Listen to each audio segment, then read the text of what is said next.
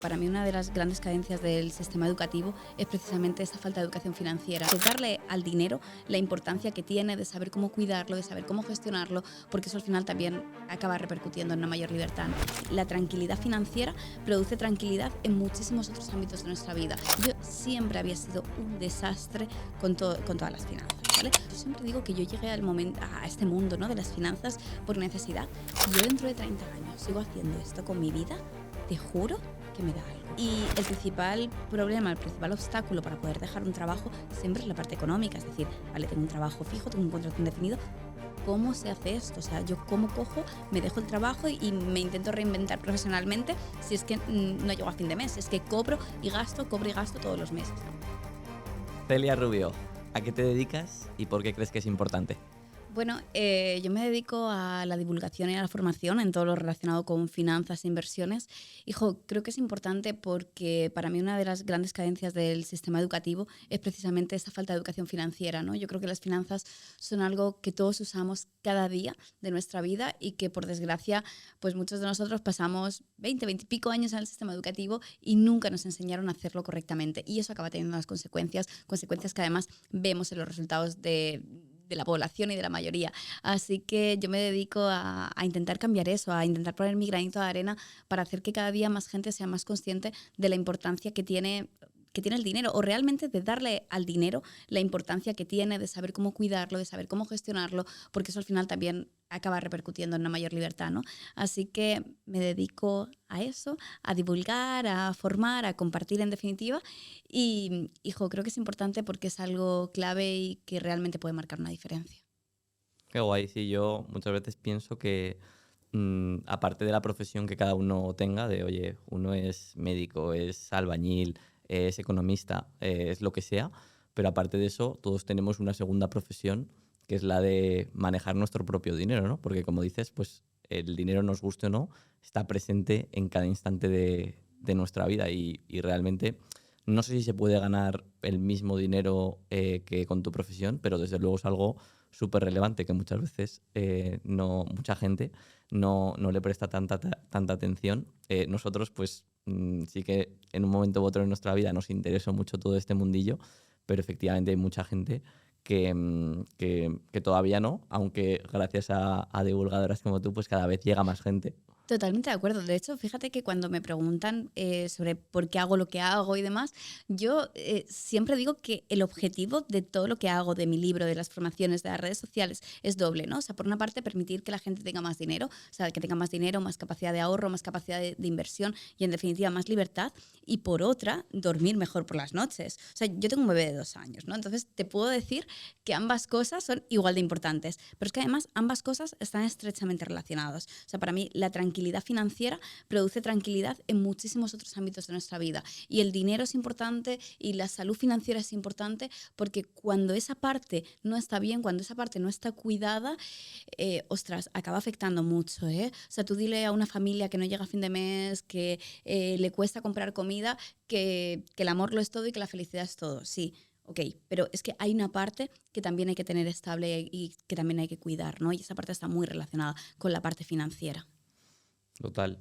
Y Celia, yo quería preguntarte, bueno, poco entiendo que llegó un punto en tu vida en que te empezaste a interesar más por el dinero, pero antes de todo eso, ¿cómo era ¿Cómo era Celia? Celia? ¿Cómo era tu relación con el dinero? ¿Cómo, no sé, en tu familia se hablaba de dinero, no se invertía? En fin, ¿cómo Celia era llega un, una niña Celia era un a... desastre financieramente hablando, Vale. ¿vale? Te lo resumo así y te cuento desde ahí. No, fíjate que, o sea, mi tema con las finanzas es que a mí nunca me interesaron en absoluto todos los temas relacionados con finanzas y, bueno, inversiones, ya, o sea, era como algo que ni siquiera existía en mi mundo, ¿no?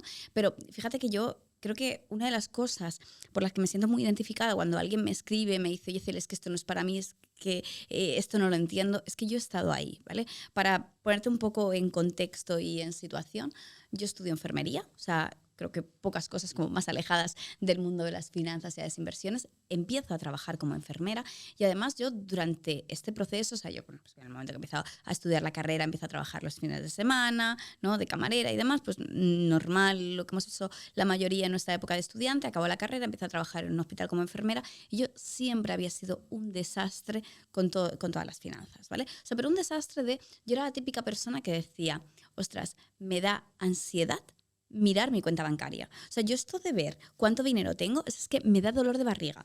De hecho, yo recuerdo cuando vivía en casa de mis padres, mi hermana siempre ha sido lo contrario a mí, ¿vale? O sea, yo soy muchísimo más desorganizada, ella es la organización, la perfección en persona, tal. Entonces yo la recuerdo que los fines de semana se ponía a revisar todos los tickets con entonces la cartilla bancaria, ¿vale? Eso esto va a quedar súper vintage, pero es verdad que no había Porque, por aplicaciones. cierto, Celia, ¿qué edad tienes para que la gente te sitúe? Tengo 30, soy del 93. Muy bien. Claro, ella se ponía a revisar la cartilla del banco, ¿no? Y a comprobarlo con todos los tickets para ver que todos los cargos estaban bien y tal. Y yo recuerdo verla en el sofá haciendo eso y pensar, hostia, qué pereza. O sea, si tengo que hacer eso, me muero. O sea, es que prefiero que me hayan cobrado 5 veces lo mismo a tener que hacer esta revisión, ¿no?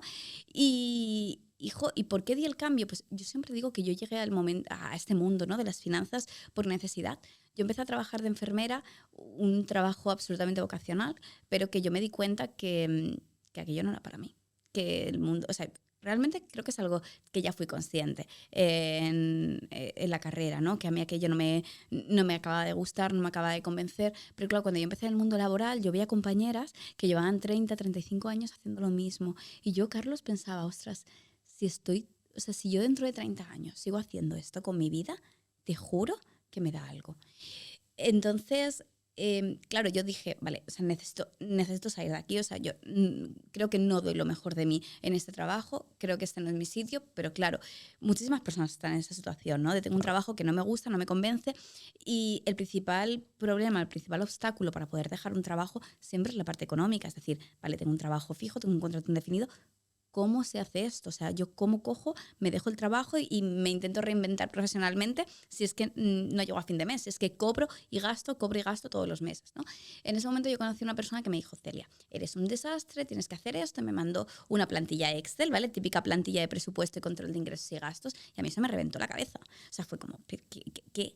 Entonces empecé a hacer este Excel y para mi sorpresa, yo sí que podía ahorrar. O sea, realmente yo en ese momento pues cobraba unos 1.800 euros, o sea, no tenía grandes gastos, o sea, tenía como un sueldo medio. O sea, sí existía la capacidad de ahorro, lo que pasa es que, claro, sin una buena organización era imposible. Porque en ese momento no ahorrabas nada, ¿te lo gastabas todo o...? Me lo gastaba todo. Vale. Absolutamente, ¿eh? O sea, pero me gastaba todo lo que trabajaba en el hospital y todos los meses acababa haciendo como turnos extra los domingos, no sé qué, no sé cuánto, y me lo gastaba también, ¿vale? Absolutamente todo.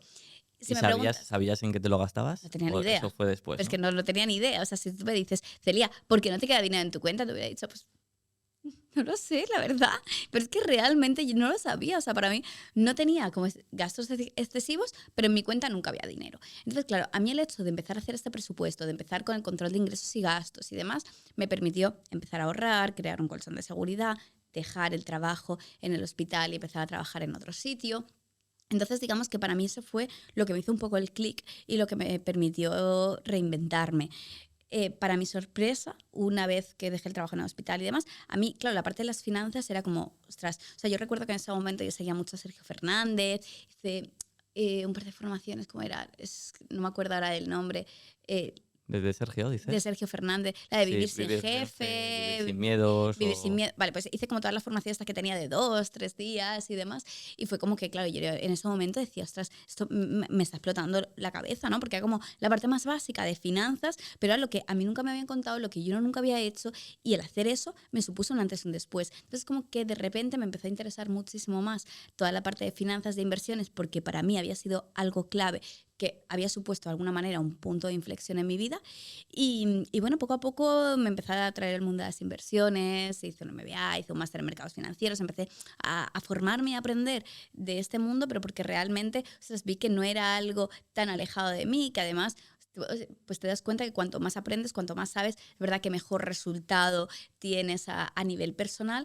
Pero para mí fue todo un trabajo como muy personal porque nunca tuve la intención de empezar a compartir o de dedicarme profesionalmente a eso, pero ni de broma. O sea, yo empecé a hacer máster, empecé a hacer formaciones porque soy una persona que siempre, o sea, yo soy la típica persona que siempre está con una formación, ¿vale?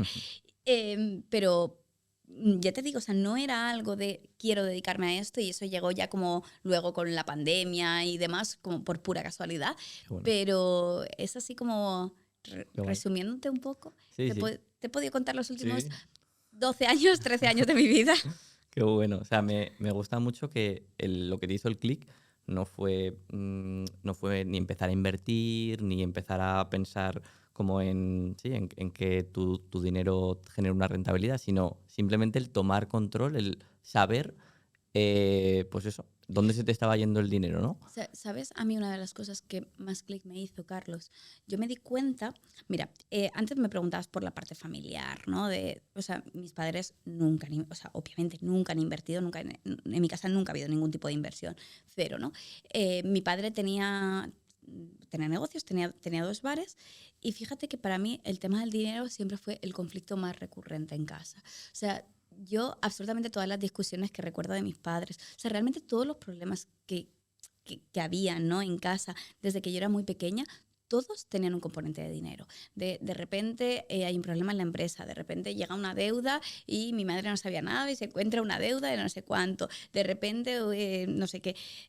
Y todos esos problemas realmente ni siquiera tenían una causa en que el negocio no funcionara o fuera mal. Mi padre ha sido extremadamente malo gestionando el dinero, pero extremadamente buen trabajador. O sea, mi padre tenía 2 bares pequeñitos, trabajaba todo el día, pues como se trabaja en hostelería, Sí, y sí. realmente el hombre era bueno haciendo lo que hacía. Pero claro, ¿qué ocurre? Que si tú tienes un negocio pero no controlas la parte financiera, da igual cómo de buen trabajador seas, que el negocio no va a funcionar, ¿no? Entonces yo de alguna forma desde pequeña vi que el dinero era una fuente de conflictos y que el hecho de no gestionar correctamente el dinero podía acabar generando muchísimos conflictos. Y yo siempre, o sea, yo siempre tuve un aspecto crítico con mi padre de decir, hostia, ¿por, ¿por qué has hecho esto? O sea, eran cositas tan pequeñas que de haberlas cambiado nos habríamos ahorrado, ¿sabes? Con una mejor comunicación, llevando mejor control, tío, nos hubiéramos ahorrado tantos problemas que, Total. que ¿por qué has hecho esto?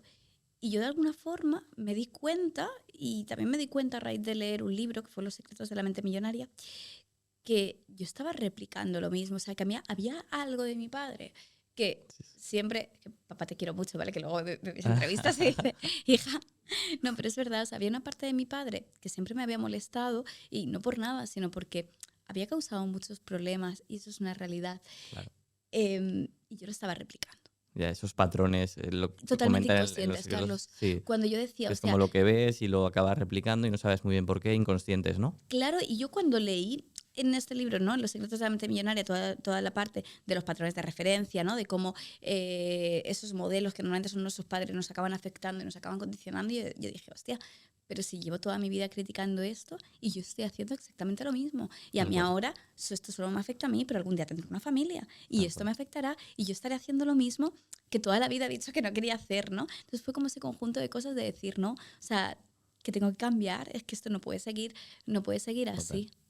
Vale, Celia, entonces, por volver a en ese momento en el que alguien te dice, oye, ¿dónde se te está yendo el dinero? Vamos a hacer un Excel para saber cuánto estás ingresando, cuánto estás gastando y en qué. Creo que mucha gente se puede sentir reflejada que diga, ostras, pues yo tampoco sé exactamente ni cuánto estoy gastando ni en qué, ¿no? Entonces, ¿cómo puede alguien hacer esto de forma muy simple? Alguien que diga, ostras, pues yo soy una chica me veo en la situación de Celia o un chico o un padre de familia y cómo puede hacer esto.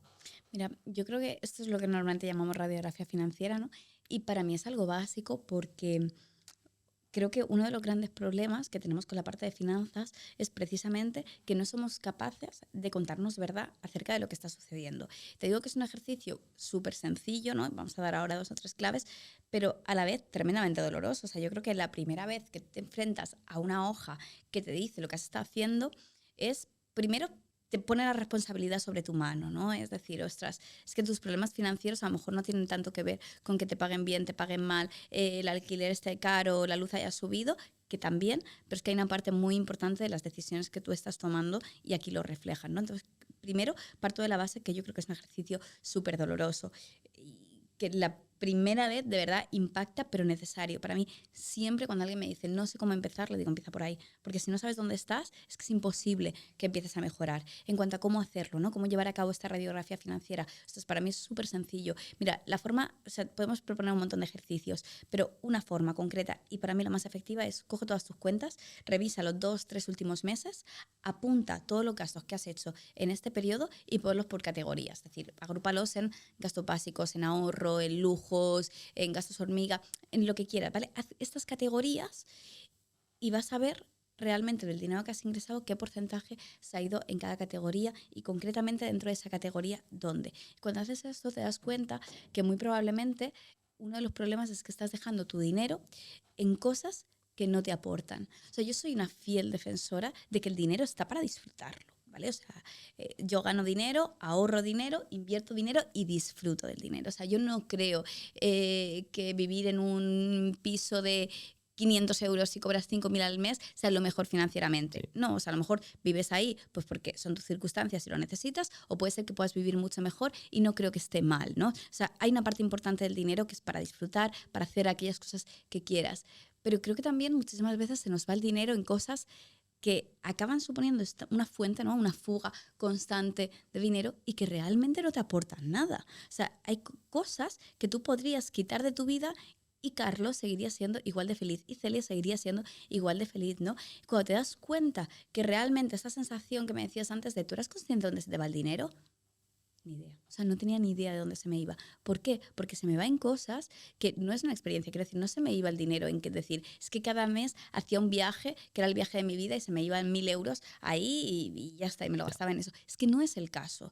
Entonces, el dinero se iba pues en cosas que ni siquiera era consciente porque eran cosas que no estaban sumando a mi vida. Entonces, cuando haces esta radiografía financiera, cuando haces este análisis, ostras, ya te digo, es algo súper sencillo, 2, 3 meses, coge todas tus cuentas bancarias, tarjetas de crédito, cuentas de PayPal, cualquier sitio a través del cual recibas o pagues dinero y haz un análisis. Agrupa los gastos por categorías. Gastos básicos, ahorro, inversión, educación, lujo, gastos hormigas. Cada una de las categorías que realmente le representen y analízalo. Analízalo dónde se te ha ido el dinero y sobre todo reflexiona sobre si donde se te está yendo el dinero es donde tú de forma consciente lo pondrías. Sí, yo en relación a esto, bueno, varias cosas que yo hago y que recomiendo. En primer lugar, lo que tú dices de ver si el gasto te está dando, si ese gasto te está dando felicidad o no. No sé dónde lo leí, igual era en Los secretos de la mente millonaria o en otro libro similar, que decía, oye, de cada gasto que tengas, em, pon del 1 al 10 cuánta felicidad te está dando, ¿no? Entonces luego compáralo contra los importes, porque a lo mejor ves esto, ¿no? Que a lo mejor unos pequeños gastos de poco importe te están dando más felicidad y otros que dices, ostras, pues me he gastado 80 euros en esta cena y, ostras, es que casi ha sido por compromiso, ¿no? Cosas así. Entonces ese me parece un buen ejercicio. Lo que dices tú, de coger los 3 últimos meses para empezar a tener claridad, que además es un ejercicio que no sé, puede costar como mucho 2 horas y van a ser 2 horas que van a estar muy bien invertidas. Y luego yo lo que hago es desde hace ya muchos años, al final de cada mes o los primeros 5 días del mes siguiente, pues hago esto literalmente, esto Absolutamente, sí. que haces, ¿no? Esto que dices. Yo lo hago en Excel porque me gusta descargarme los movimientos y analizarlos por categorías y también compararlos contra un presupuesto, que luego si quieres nos comentas tú cómo lo haces. Y eso, o sea, luego sí que hay otras aplicaciones como Fintonic o como, no sé, como las propias aplicaciones de los bancos a veces te categorizan, pero yo personalmente prefiero tenerlo Yo yo. también prefiero en Excel porque además para mí hay un punto muy importante cuando haces esto y es poner siempre en la vista los totales anuales. Es decir, no me importa tanto lo que pase en un mes concreto porque entiendo que, por ejemplo, si en agosto tengo vacaciones, voy a gastar muchísimo más en lujos que en marzo, por ejemplo. Entonces no me importa tanto lo que ocurra en un mes concreto, sino en el acumulado año, ¿no? Yo siempre tengo esta visión anual de los presupuestos, de la parte financiera, etcétera. Entonces me gusta el poder llevarlo en una plantilla Excel precisamente porque me permite esto, ¿no? Me permite siempre tomar decisiones y siempre analizar con la vista puesta en lo que está pasando en el año completo. Genial. Vale, entonces pongamos que alguien nos hace caso, te hace caso y hace esta radiografía en cuanto a ingresos y gastos. No sé si hay que analizar algo más, aparte de ingresos y gastos, como por ejemplo pues el patrimonio, cuánto dinero tenemos, o eso para ti es una segunda etapa. Sí, de hecho yo cuando hablo de la, o sea, te he puesto como para mí el ejercicio más potente, ¿no? Pero cuando hablo de la radiografía financiera, por ejemplo, en el libro yo propongo siempre dos ejercicios. Uno es este, ¿no? Es hacer el análisis de lo que ha ocurrido en los últimos meses con tu dinero, y otro es hacer el balance personal, que básicamente es sacar tu patrimonio neto, es Vale. decir, es sacar cuánto tengo y cuánto debo. Este ejercicio para mí es poderoso cuando lo haces una vez, ¿no? Porque te da como esta fotografía general, ¿no? De cómo de equilibrada o de poco equilibradas están tus finanzas, pero sobre todo, para mí el poder de este ejercicio está cuando lo repites, es decir, cuando tú haces un balance cada 6 meses o una vez al año, por ejemplo, y vas viendo tus últimos balances y vas viendo cómo tu economía va evolucionando, creo que es una forma súper clara de ver realmente lo que estás consiguiendo, hacia dónde te estás dirigiendo, y a mí me encanta ese ejercicio, me encanta hacerlo desde el principio, o sea, creo que desde el momento uno te da información, ¿eh? O sea, te dices, ostras, así estamos ahora mismo, esto es lo que tengo, estoy en positivo, estoy en negativo, ¿no? O sea, te da como una dosis de realidad, pero sobre todo cuando lo vas haciendo de forma recurrente. Yo, por ejemplo, este ejercicio de balance, ¿no? O de sacar el patrimonio neto, lo hago una vez al año, siempre a principio de año. Creo que te da muchísimo, o sea, te da este empuje y mucha claridad de, ostras, lo estoy haciendo bien o no, ¿sabes? O, oye, hay cosas para este año que tal vez tengo que cambiar y tengo que mejorar. Pero sí, creo que es importantísimo. Sí, a mí por supuesto, los ingresos y gastos es como más de corto plazo y de ver qué está pasando, pero el patrimonio ese sí que no miente, porque hay veces que hay gente que dice, no, es que he ganado no sé cuánto, ¿no? Vale, vale, pero al Pero final, ¿cuánto tienes? ¿cuánto te ha quedado? Porque si te lo has gastado todo o más, o has adquirido más deudas o lo que sea, Absolutamente. pues realmente lo que no miente es El no la patrimonio. cuenta necesariamente, porque en el patrimonio pues puede haber, oye, inmuebles. Viviendas, cosas que tengan materiales, que no tengas el dinero líquido, digamos, pero que obviamente tienen un valor, ¿no? ¿Y cómo puede alguien hacer esto también en una hora si dice, ostras, es verdad, qué patrimonio tengo? Bueno, pues yo creo que es poner por una parte activos, por otra parte pasivos. Normalmente, ojalá, los pasivos son como mucho más rápidos porque son todas las deudas que tienes. Es decir, oye, ¿cuántas deudas tengo ahora?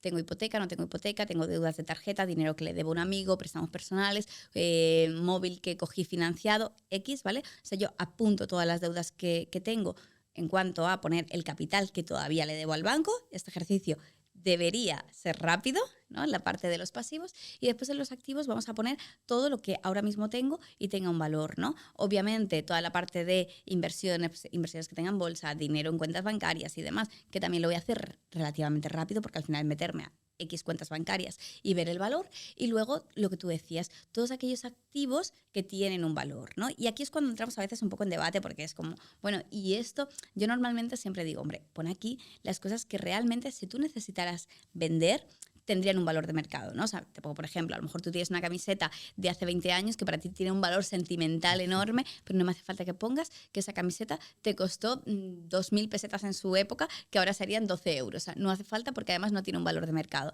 Pero sí que todas aquellas cosas importantes, ¿no? Por ejemplo, oye, tú lo decías, obviamente, casas, coches, aparatos electrónicos que tengan un cierto valor, ¿no? Como aquellas cosas más relevantes y que realmente fueran convertibles, ¿no? Y lo Claro. ponemos más o menos, esto siempre es un ejercicio un poco aproximado, pero aproximadamente con el valor de mercado. Es decir, Vale. ¿cuánto valdría eso a día de hoy si yo intentara venderlo? A lo mejor yo compro un ordenador por 3.000 y ahora vale 1.000. Vale, pues pongo 1.000 euros, que sería más o menos el valor de mercado. Aquí nunca lo vamos a saber con certeza al 100%, pero es para hacernos esta idea aproximada. O el caso contrario, yo por ejemplo compré una vivienda por 60.000, pero luego le hice una reforma tal, y el valor de mercado ahora sería 90.000, más o menos, ¿eh? Oye, pues yo pongo unos 90.000. Entonces yo recomiendo hacer este ejercicio así, y creo que, de nuevo, en un par de horas o así, lo podríamos tener, y mientras siempre lo hagamos nosotros, que al final la vara de medir va a ser un poco siempre la nuestra y nuestra visión, y lo hagamos de forma objetiva, que eso sí que el otro ejercicio es que es como muy fácil porque ahí no te engañas. Aquí hay una parte de subjetividad, pero siempre cuando lo intentamos controlar y lo intentamos hacer de la forma más objetiva posible, y sobre todo siempre lo hacemos nosotros, nos va a estar permitiendo tener esta información tanto en el corto como en el largo plazo. Genial. Yo en mi caso hago el corte más o menos en 1.000 euros, ¿no? O sea, pues yo qué sé, un abrigo que vale menos de 1.000 euros no lo pongo. Pero pues yo qué sé, un teléfono móvil, un iPhone que puede valer más de 1.000 euros, Me pues lo encanta. metería. O una bici que tengo que yo creo que cuesta unos 1.500, pues lo pongo. Ya por debajo no, porque si no sería una locura, no puedes estar, oye, esta camiseta Revisando 3 armarios de euros. O sea, casa. eso sí, sí. Genial. Guay, pues yo creo que ahí van dos consejos bastante prácticos para que quien nos esté escuchando pues dedique la siguiente tarde de sábado a, si no lo ha hecho, Absolutamente. a saber cuánto gasta y en qué y cuál es su patrimonio. Y para mí es súper importante eso, el tener esa constancia de ir, pues en el caso de los ingresos y gastos cada mes y el caso del patrimonio, como tú dices, yo también lo hago a final de cada año y así voy viendo la evolución. Eso me parece súper clave que la gente coja esa Ese rutina. hábito. Sí. Sí, sí, totalmente. Vale, bueno, Celia, nos hemos quedado antes, nos has comentado, bueno, un poco de tu infancia, adolescencia, de cómo era tu familia en relación al dinero, que estudiaste enfermería y empezaste a trabajar ahí. ¿Cómo, no sé, cómo fueron los siguientes años para ti, pues a nivel profesional, en relación también al dinero? Y bueno, al final, ¿cómo has llegado a dedicarte a divulgar, ¿no? Claro, pues a ver, a nivel profesional, ¿no? O sea, por seguir un poco con la historia, yo trabajé eso, año y medio como enfermera. A mí el trabajo como enfermera, o sea, yo desde la carrera sabía que no me gustaba, pero tuve un punto de inflexión y es que mi madre tuvo un cáncer. Mi madre empezó tenía un tumor cerebral y cuando a mi madre le diagnostica el cáncer, para mí es un punto de decir, no puedo seguir aquí. O sea, no puedo seguir en el hospital porque de repente es como que toda tu vida personal gira en torno a la parte médica, ¿no? A los hospitales. Y hostia, cuando tu vida profesional también y encima no te gusta, ¿no? O sea, para mí fue un punto Ya. Te recordaba mucho, ¿no? de O sea, saturación. Sí, sí, o sea, me recordaba mucho y sobre todo era de necesito salir de este ambiente. O sea, claro. mi madre estaba ahí, pues eso, ¿no? Pues con el principio del cáncer, o sea, para mí fue súper duro. Mi madre empezó con el cáncer con 53 años, era muy joven, que desde el principio nos dijeron que, que era un tipo de tumor que no tenía, o sea, No tenía cura. que no tenía cura, ¿no? Que era todo un tratamiento paliativo y, y bueno, pues te lo puedes imaginar, ¿no? Sí. Fue un drama. Entonces, para mí fue un punto de decir, no puedo seguir aquí, ¿no? Y, o sea, fue el detonante de lo dejo. Profesionalmente dejo de trabajar en el ¿En el hospital, dejo hospital? de trabajar como enfermera, no me desvinculo totalmente del mundo sanitario, empecé a trabajar en la industria farmacéutica, en una empresa farmacéutica, estuve en 2 empresas farmacéuticas en el área comercial y y bueno, bien, o sea, a nivel laboral, quiero decir, pues era mejor trabajo, mejores condiciones, mejor sueldo, mejores horarios, te permite, o sea, sí, estás vinculado con el mundo sanitario, pero obviamente desde un prisma absolutamente distinto, o sea, no tiene nada que ver con la atención al paciente, ¿no? Con el día a día, Claro. con este ámbito más asistencial, estás en otra parte completamente distinta de la sanidad. Y bueno, pues yo sabía que era algo que no me apasionaba, ¿no? O sea, que ahí no estaba la vocación, pero es verdad que el trabajo, o sea, siendo prácticos, la industria farmacéutica pues paga bien, los sueldos están bien, los horarios están bien, es un trabajo cómodo. Entonces, bueno, empecé a trabajar ahí hasta que bueno, pues llegó la pandemia. Cuando llegó la pandemia, bueno, yo seguía manteniendo mi trabajo, obviamente, ¿no? En la farmacéutica, pero para mí hubo un punto de inflexión importante justo antes de la pandemia y es que el 27 de enero de 2020 mi madre falleció. Mm.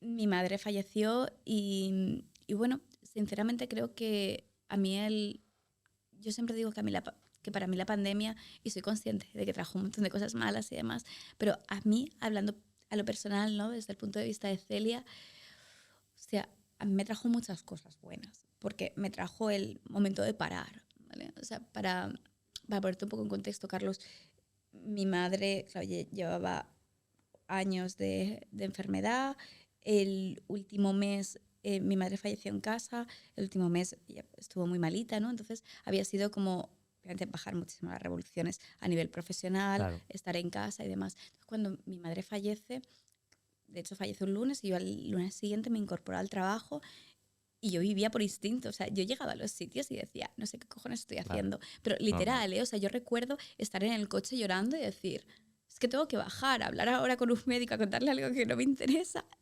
Y es Sí, que no puedo, o sea, es que he hablado con la gente y yo por dentro solo quería ponerme a llorar. Entonces, cuando de repente, un mes o un mes y medio después de que pasé esto, llega la pandemia, fue como, hostia, es el momento que necesitaba, ¿vale? Es el momento que necesitaba para parar, para asimilar todo lo que ha pasado en los últimos años, para asimilar lo que acaba de pasar ahora y para de alguna forma resetear, ¿no? Y fue en este momento cuando decidí pues, abrir un perfil, empezar a compartir. Realmente yo empecé en redes sociales justo en la pandemia, en abril, y no lo hice por nada, sino porque necesito, o sea, posiblemente, si lo de mi madre no hubiera pasado, yo nunca hubiera empezado en redes. Y total. lo pienso honestamente. Yo abrí el perfil en redes porque, bueno, pues estábamos en ese momento de pandemia, de parar y demás. Yo soy una persona a la que le encanta leer, siempre había leído un montón, tenía como resumen, no te exagero, Carlos, a lo mejor de 500 libros y dije, hostia, pues creo que todo esto lo puedo compartir de alguna forma.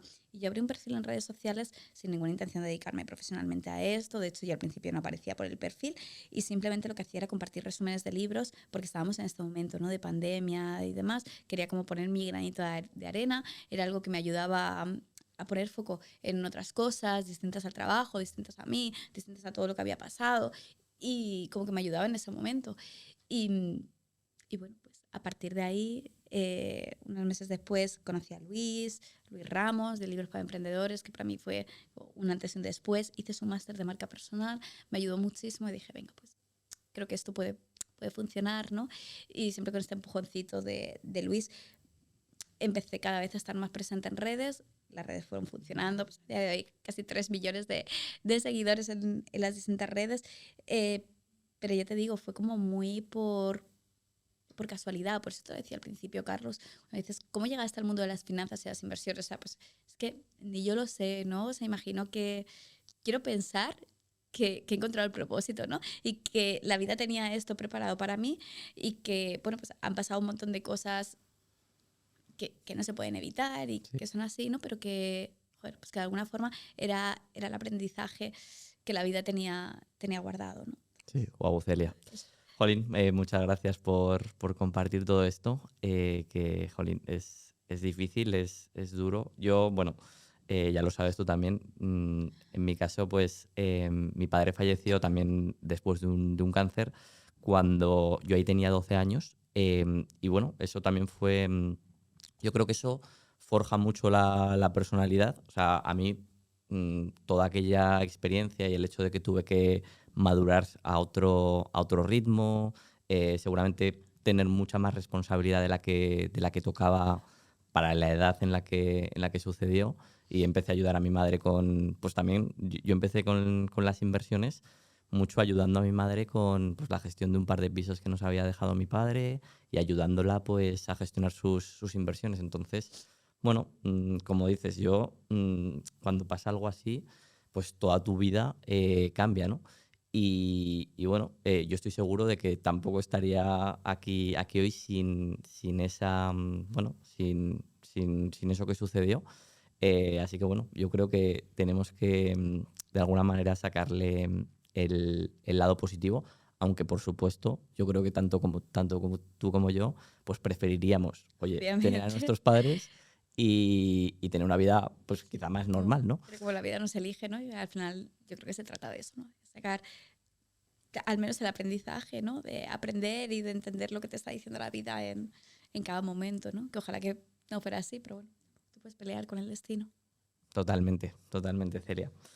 Vale, bueno, por acabar un poquito también con tu trayectoria, bueno, no sé muy bien en qué punto te empiezas a interesar por, o sea, el clic este que decías, ¿fue cuando eras enfermera o ya cuando estabas en la industria farmacéutica, el clic de empezar a ser consciente de en qué gastabas el No, dinero. no, cuando estaba trabajando de enfermera. Vale, o sea, ya luego hay unos años en los que tú te vas formando, te empieza a interesar este mundillo, haces el MBA también ahí, lo Sí, hice haces ahí, ¿no? un MBA, un máster en mercados financieros, sí. Vale. ¿Y cómo recomiendas bueno, a quien nos escucha, pues, que dice, ostras, pues cada vez me gusta más este mundillo? ¿Cómo me puedo formar? ¿Cómo puedo aprender? Bueno, yo creo que tienes un montón de vías realmente para formarte, ¿no? Y Ahora ahora, demasiadas casi. sí, ahora demasiadas, o sea, realmente esto suena muy tópico, pero yo siento que cuando yo intenté formarme no había tanto. O sea, yo, por ejemplo, a día de hoy no haría nada en contra, pero yo no haría un MBA si lo que quieres es aprender sobre finanzas e inversiones, porque sí, o sea, vas a dar una asignatura de finanzas, te van a dar una visión general, pero no creo que sea lo que más profundices y a lo mejor ni siquiera un máster oficial y demás, pero creo que tienes un montón de vías. A mí, por ejemplo, los libros me han ayudado mucho, creo que formaciones y no es por barrer para casa, ¿vale? Pero es verdad, ¿no? Sí. Nosotros tenemos Academia de Inversión y te puedo decir tranquilamente que es la mejor formación que hay ahora mismo en habla hispana sobre inversiones y, o sea, sobre mercado bursátil y demás, la más completa y que realmente te permite aprender partiendo desde cero. Y te lo puedo decir porque creo que es algo que veo en el día a día con todos los alumnos que hay dentro de la academia. Pero en definitiva, me da igual cómo lo hagas. O sea, me da igual que te leas 100 libros, que te apuntes a una formación, que empieces a escuchar un montón de podcasts, que empieces a seguir canales de YouTube, que empieces a ver reels en Instagram. O sea, creo que hay un millón de formas de hacerlo. Al final es encontrar lo que mejor encaja contigo, con el tiempo que tienes, con el dinero que le quieras destinar a esto, con todo. Pero lo importante es, para mí, darte cuenta que hay una carencia y la carencia es no tenemos la suficiente educación financiera, que hay un mundo que se puede aprender, que se puede explorar y que además es necesario hacerlo y a partir de ahí que cada uno encuentre la manera en la que mejor, o sea, en la que más cómodo le sea. Ya te digo, para mí, formas eficientes hay un millón. ¿Es mejor una que otra? Pues depende, pero sobre todo depende más de ti, de la persona, de tus preferencias, de la disciplina que tengas, del tiempo, del dinero, de todo. Guay. Bueno, nos contabas, Celia, que pues, a raíz de la pandemia ya empiezas en redes, poco a poco empiezas a ser más conocida y en 2022, ¿no? Como hace un par de años, pues pasan dos cosas casi a la vez, que es que publicas tu libro, Hazlo bien con tu dinero, y nace tu hijo, ¿no? Con 3 semanas de diferencia. Total. ¿Cómo, bueno, yo no he tenido esa experiencia todavía, pero cómo cambia un hijo tu visión sobre el dinero, sí, sobre la vida incluso, pero sobre todo, oye, sí, sobre la forma de gestionar tu dinero, tu patrimonio, ese legado, de educarlo también, no sé, cómo te cambia la vida? Yo creo que, a ver, un hijo es una revolución como absoluta, ¿no? Creo que es de las cosas más heavy y para mí ahora mismo, o sea, como el cambio más heavy que he tenido en mi vida ha sido pasar de ser Celia a ser Celia, la mamá de Hugo, ¿no? O sea, creo que, hostia, es que es una revolución que te cambia la forma de ver cualquier aspecto de tu vida, las relaciones, tu tiempo, el tiempo de ocio, las vacaciones, o sea, todas las, es como que todos los pilares de tu vida de repente cambian, o sea, y cambias la visión o la adaptas a raíz de tener un hijo, ¿no? Por lo menos ha sido un poco mi experiencia. Es como ese bebé te da un halo diferente a todo. Y claro, sobre el dinero no es distinto. Yo creo que de alguna forma te preocupas más en mirar el largo plazo, ¿no? En siempre decir, oye, ¿qué quiero conseguir? O sea, ¿para qué estoy haciendo lo que estoy haciendo? ¿No? Lo estoy haciendo porque quiero pagarle una educación determinada a mi hijo, por ejemplo, quiero dejarle un legado determinado, quiero tal. Entonces creo que el tener un hijo a mí personalmente me ha ayudado a tener mucho más esta visión largoplacista, a ser incluso un poco más, no sé si conservadora es la palabra, pero sí a asegurar más ciertas áreas, ¿no? O sea, por ejemplo, lo hablábamos un poco en el café de antes, ¿no? Yo te decía que para mí la parte de la educación era algo súper importante. O sea, era algo súper importante desde que estaba embarazada. Entonces, o sea, una de las cosas para las que yo quería el dinero, por ejemplo, era para poder pagar el tipo de educación que quisiera. Y a mí me parece muy bien y tenemos, afortunadamente, vivimos en un país que hay una educación pública y demás, me parece genial, pero yo quería otra cosa. Y yo sabía que quería otra cosa y que además quería una cosa muy concreta que tenía un coste concreto y que iba a tener un coste concreto si quería que mi hijo estuviera hasta los 18 años, o sea, a los 18 años Hugo quiere hacer X o no lo quiere hacer, pero si lo quiere hacer que tenga la posibilidad, ¿no? Entonces, para mí eso era un punto primordial, por ejemplo, ¿no? Entonces, esta visión de largo plazo de necesito, o sea, ¿cuánto dinero voy a necesitar para esto, ¿no? O sea, y voy a trabajar ahora por asegurar eso, ¿sabes? Por dejar que esa parte esté 100% segura y ya después voy trabajando con el resto. Creo que si lo llevamos a objetivos personales no es tan fácil aplicarlo. O a mí, por ejemplo, no me es tan fácil, ¿no?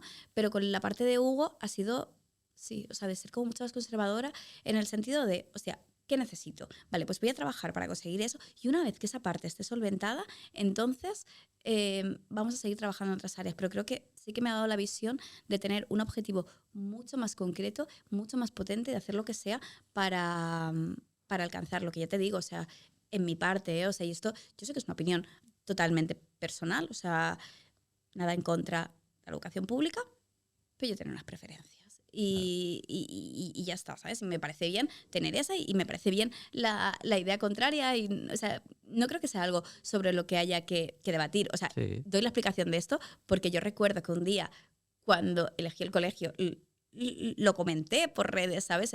Cómo había sido el proceso y demás. Y, tío, recibí mucho hate y no lo entendí. O sea, eras como, o sea, no entiendo, ¿sabes? Es mi hijo, o sea, yo no digo que sea lo que hay que hacer, pero es mi decisión como madre, igual que Total. decido la ropa que le pongo, lo que come o a qué hora lo acuesto a dormir, pues me toca decidir, ¿no? A qué colegio llevarlo. Entonces, bueno, creo que sí que cambia en cuanto a darte objetivos mucho más claros y más potentes. Y después, toda esta parte de la educación financiera y demás, ostras, yo creo que lo que comentábamos al principio, de que la falta de educación financiera es una realidad en nuestro sistema educativo, por desgracia, a día de hoy yo no tengo la sensación de que esté cambiando. Sinceramente, o sea, veo el sistema educativo y pienso que en muchísimas otras cosas está avanzando un montón, pero concretamente en la parte financiera creo que está de forma muy similar en la Ya. mayoría de los casos a cuando tú y yo éramos pequeños. Entonces, para mí en la educación financiera hay una parte súper importante que parte desde casa, ¿no? Y parte por enseñar a tu hijo, pues eso, o sea, por enseñarle las cosas más prácticas, pero también lo que es el verdadero valor del dinero, para qué cosas es importante, para qué cosas no es importante, a no hacer del dinero un tema tabú, ¿no? Entonces, por ejemplo, a mí toda la parte de la educación financiera me empezó a interesar infinitamente más a raíz de tener Claro. a Hugo. Sobre todo la educación financiera en las primeras etapas, ¿no? O sea, qué cosas se pueden hacer para que, o sea, ¿por qué como adultos nos comportamos con el dinero como nos comportamos, ¿no? Y te pones a analizar y muchos de los comportamientos, muchos de los pensamientos que tenemos, que en realidad son absurdos, vienen precisamente de este condicionamiento de la primera infancia, ¿no? Y como también desde casa los papás tenemos una herramienta súper poderosa para hacer que eso cambie. Sí, una responsabilidad también. Y de hecho, Celia, te quería preguntar, bueno, Hugo va a cumplir ahora 2 años, ¿no? ¿Años? Entiendo que todavía pues, está aprendiendo a hablar, más o menos, ¿no? Me puedo imaginar. Pero, ¿qué idea llevas conforme pues ya puedas ir hablando con él de estas cosas, pues dependiendo de la edad, pero qué cosas prácticas, qué vas a hacer con él para transmitirle tu filosofía o para enseñarle en la práctica cómo relacionarse con el dinero? Claro, bueno, Hugo obviamente es muy pequeñito, tiene 2 años, o sea, el nivel de Hugo llega a decir los animales y los sonidos de los animales y los números y demás. No hablamos de dinero, obviamente. No, pero yo creo que es importante y mi idea, por ejemplo, con mi hijo es a medida que se vaya haciendo mayor, hacer joder, que el dinero sea un tema más y sea algo que se trata con naturalidad, ¿no? Nunca hacer del dinero un tema tabú o de esto no se habla, no, no, no, todo lo contrario, que se pueda, pues eso, hablar de forma normal, que él lo pueda utilizar, darle, obviamente adaptado a cada etapa, ¿no? Pero darle las herramientas necesarias para que sea responsable, para que tome las decisiones, para que acierte, para que se equivoque. Por ejemplo, a mí, esto es una opinión Sí, que es súper controvertida también, pero no me parece bien el concepto de darle paga a un niño. Es decir, imagínate, ¿no? Hugo cumple 5 añitos o así, ¿no? Que ya empezamos, a lo mejor no a dar una paga de forma recurrente, pero sí a darle dinero de vez en cuando. Tipo, oye, toma 3 euros para cuando vayas a... iba a decir los 20 euros, pero eso ya queda como muy antiguo. Para cuando vayas al bazar. Toma tal para cuando vayas al kiosco, para los cromos, para no sé qué, ¿no? Y creo que es algo típico de padres, abuelos, tíos, etcétera, ¿no?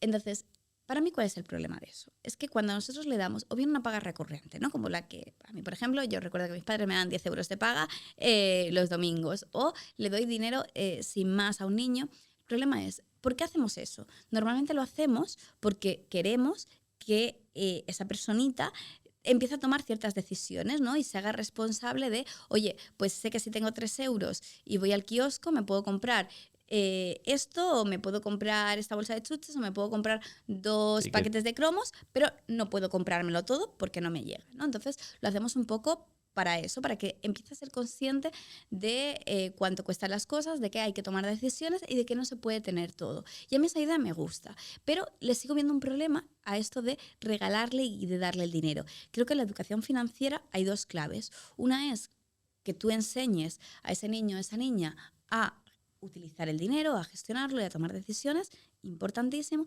Y otra es que ese niño o esa niña entienda el verdadero valor del dinero. O sea, yo me encuentro muchísimos padres que me dicen, es que mi hijo no valora el dinero, es que parece que el dinero crezca en los árboles, no es que parece que caiga del cielo. Todos hemos escuchado esas frases, pero ¿por qué un niño pequeño no valora el dinero? No lo valora porque nunca le hemos enseñado qué es el verdadero valor del dinero. Ten en cuenta una cosa, ese niño sabe que el dinero es algo escaso, ¿vale? Porque no puede tener todo el que quiera, ok, pero no entiende realmente la relación entre aportar un valor, hacer un esfuerzo, hacer algo, dar algo de tu parte y conseguir el dinero. Y esto es algo vital, porque hasta que no entendemos que el dinero es el resultado de hacer ciertas cosas, no aprendemos a darle este valor, ¿no? Y vamos a salir teniendo la sensación de, o sea, es que el dinero parece que crezca en los árboles, parece que caiga del cielo. Bueno, es que literalmente a lo mejor lo que le estamos diciendo a ese niño o a esa niña, cuando le regalamos dinero o cuando le damos la paga y demás, es que el dinero llega sin más. Entonces sí, hay una parte que trabajamos para mí, ¿mejor dar la paga que pagarlo tú todo? Sí, pero ¿es la mejor opción? No, no es la mejor opción porque nos falta esta primera fase y nos falta ser consciente de que de que para conseguir el dinero yo tengo que hacer algo. Y aquí yo hablo a veces de lo que conocemos como un sistema de comisiones, ¿no? Y aquí es donde se genera toda esa controversia del mundo. Así que también te llega por redes, ¿no? sí, mogollón, mogollón. ¿Sabes? El tema de los reels de 1 minuto es que tampoco te da tiempo a explicarte tanto, pero aquí tengo más tiempo. Entonces, el sistema de comisiones básicamente es, ostras, adaptado a la edad de ese niño o de esa niña, pero vas a establecer una serie de tareas, de cosas que pueden ser tareas de casa, que puede ser algo creativo, de vamos a diseñar X o vamos a tener una idea de no sé qué, o vas a escribir una carta de... O sea, lo que quieras, es que me da igual lo que hagas, ¿sabes? Me da igual que metas la ropa en la lavadora o que escribas sobre la primera idea de negocio que se te venga a la mente o que escribas un capítulo de un libro. Me da igual lo que hagas. Pero proponer una serie de tareas que lleven asociada una comisión. Y claro, esto suena fatal, porque normalmente cuando decimos, lo que la gente me dice es, claro, es que ahora voy a pagarle a mi hijo por hacer la cama. Es que entonces parece que si no le pago no va a recoger sus platos. Y no tiene nada que ver. Es decir, si tu hijo o tu hija tiene en casa una serie de tareas, por ejemplo, pues recoger su platito o su vaso cuando come, meter las cosas en la basura o meter su ropita en el cesto de la ropa sucia o dentro de la lavadora, esas cosas no están sujetas a comisión, ¿vale? Eso es lo que tu hijo hace como cualquier niño del mundo, me parece eso es el bien. salario fijo que, oye, vive en la casa y entonces eso ya se le... O sea, puede vivir gracias a que hace eso y luego lo otro son bonos, ¿no? Incentivos. Eso es. Al final, de verdad, se trata de simplemente establecer una serie de cosas y tú cuánto dinero le tienes pensado dar a ese niño. 3 euros, 5 euros, 10 euros, 20 euros, obviamente adaptado a la edad. Vale, pues vamos a asociar esa remuneración al hecho de hacer una tarea concreta, que no es explotación infantil, que no es sobrecargar al niño de tareas, no, o sea, puede ser algo mucho más imaginativo, puede ser algo en casa, puede ser colaborar, lo que tú quieras, que me da igual, ¿vale? Adaptado a cada niño. Pero creo que es importante el generar esa relación, porque cuando lo hacemos así, por una parte establecemos la conexión de, oye, que yo gano dinero, o sea, que el dinero es realmente el resultado de aportar un valor, de hacer un esfuerzo y demás. Que cuando mis papás me dicen que el dinero no cae del cielo es porque ellos cada día cuando me dejan en el cole se van a hacer cosas para conseguir ese Claro. dinero. Cosas que a lo mejor amamos. Yo amo mi trabajo, pero ostras, pues muchas veces a lo mejor preferiría estar haciendo otra cosa, pero tengo una serie de obligaciones. Entonces es un poco inculcar esa idea y después la segunda parte de, bueno, y ahora que ya lo tienes, vamos a empezar a tomar decisiones, vamos a ver dónde lo podemos dejar y creo que aquí también hay un trabajo de educación, ¿no? De enseñarle, oye, pues cuando son más pequeñitos, pues la compra más en el corto plazo, de quieres los cromos y demás, directamente puedes ir y comprarlos.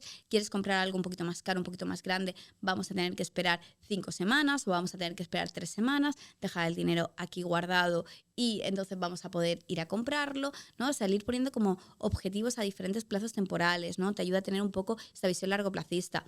Por favor, no le pongas a tu hijo un objetivo para dentro de un año porque el niño se va a aburrir, ¿no? Pero Claro, cosas como más pequeñitas, pero que sí que de alguna forma vayan ejercitando la paciencia. qué Y a bueno. medida que se van haciendo más mayores o que llegan a la adolescencia, incluso pues permitirles una tarjeta de débito en lugar de efectivo para aprender. Sabemos que esa sensación de dolor a veces es distinta, enseñarles a hacer su propio presupuesto pues, en Excel o en una aplicación, como decíamos, ¿no? O sea, obviamente a medida que te vas haciendo mayor, la cantidad de dinero cambia, la responsabilidad cambia, el tipo de decisiones cambian, pero de alguna forma tener esta visión de, oye, desde que el niño es pequeño, vamos a trabajar en estas dos vertientes. Primero, generar esta idea, generar esta conexión, muy importante especialmente cuando son pequeñitos, de dinero como resultado de hacer algo, de hacer un esfuerzo, de aportar un valor, de dar una idea, de X, pero el dinero es un resultado, no es algo que me llega del cielo. Y dos, vamos a enseñarles, adaptado a cada etapa, cómo gestionarlo, cómo alcanzar diferentes objetivos y demás.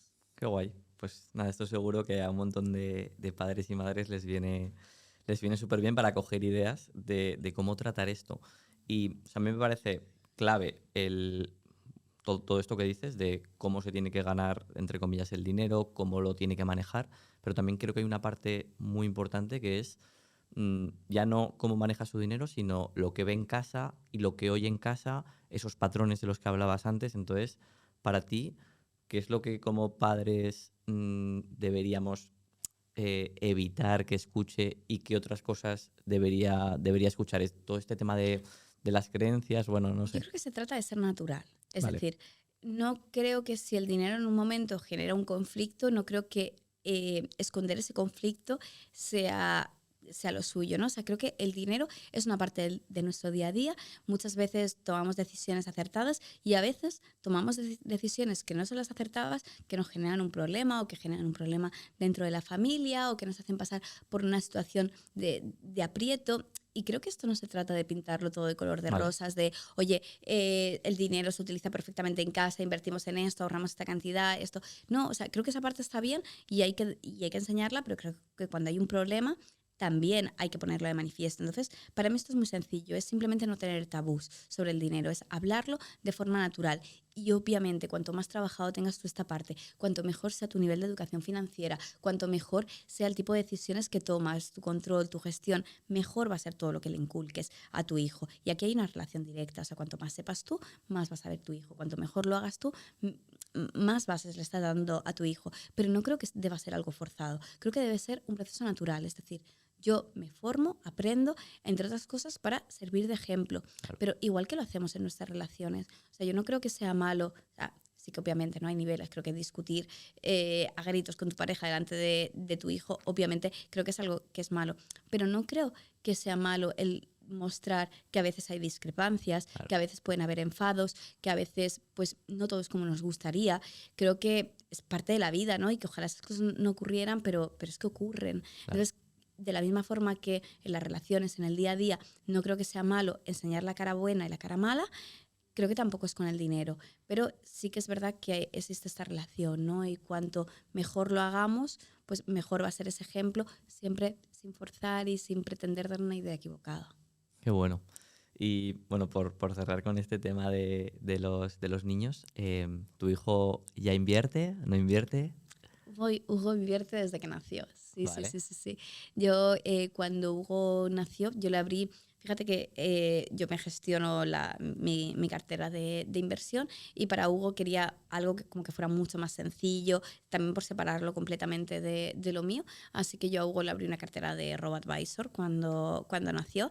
Y sí, ahí hemos seguido haciendo aportaciones, y bueno, y mi idea es continuar con esas aportaciones hasta, bueno, pues hasta que sea mayor de edad seguramente, y pueda decidir, ¿no? Para qué es ese dinero. Pero sí, Hugo tiene mucha suerte en ese sentido, de verdad, Qué guay. y espero algún día poder transmitírselo así, y poder transmitirle que es un niño muy afortunado, porque hemos podido hacer un montón de cosas que tal vez en otra situación no podríamos haber hecho por él, pero sí, invierte desde que nació, y seguir haciéndolo.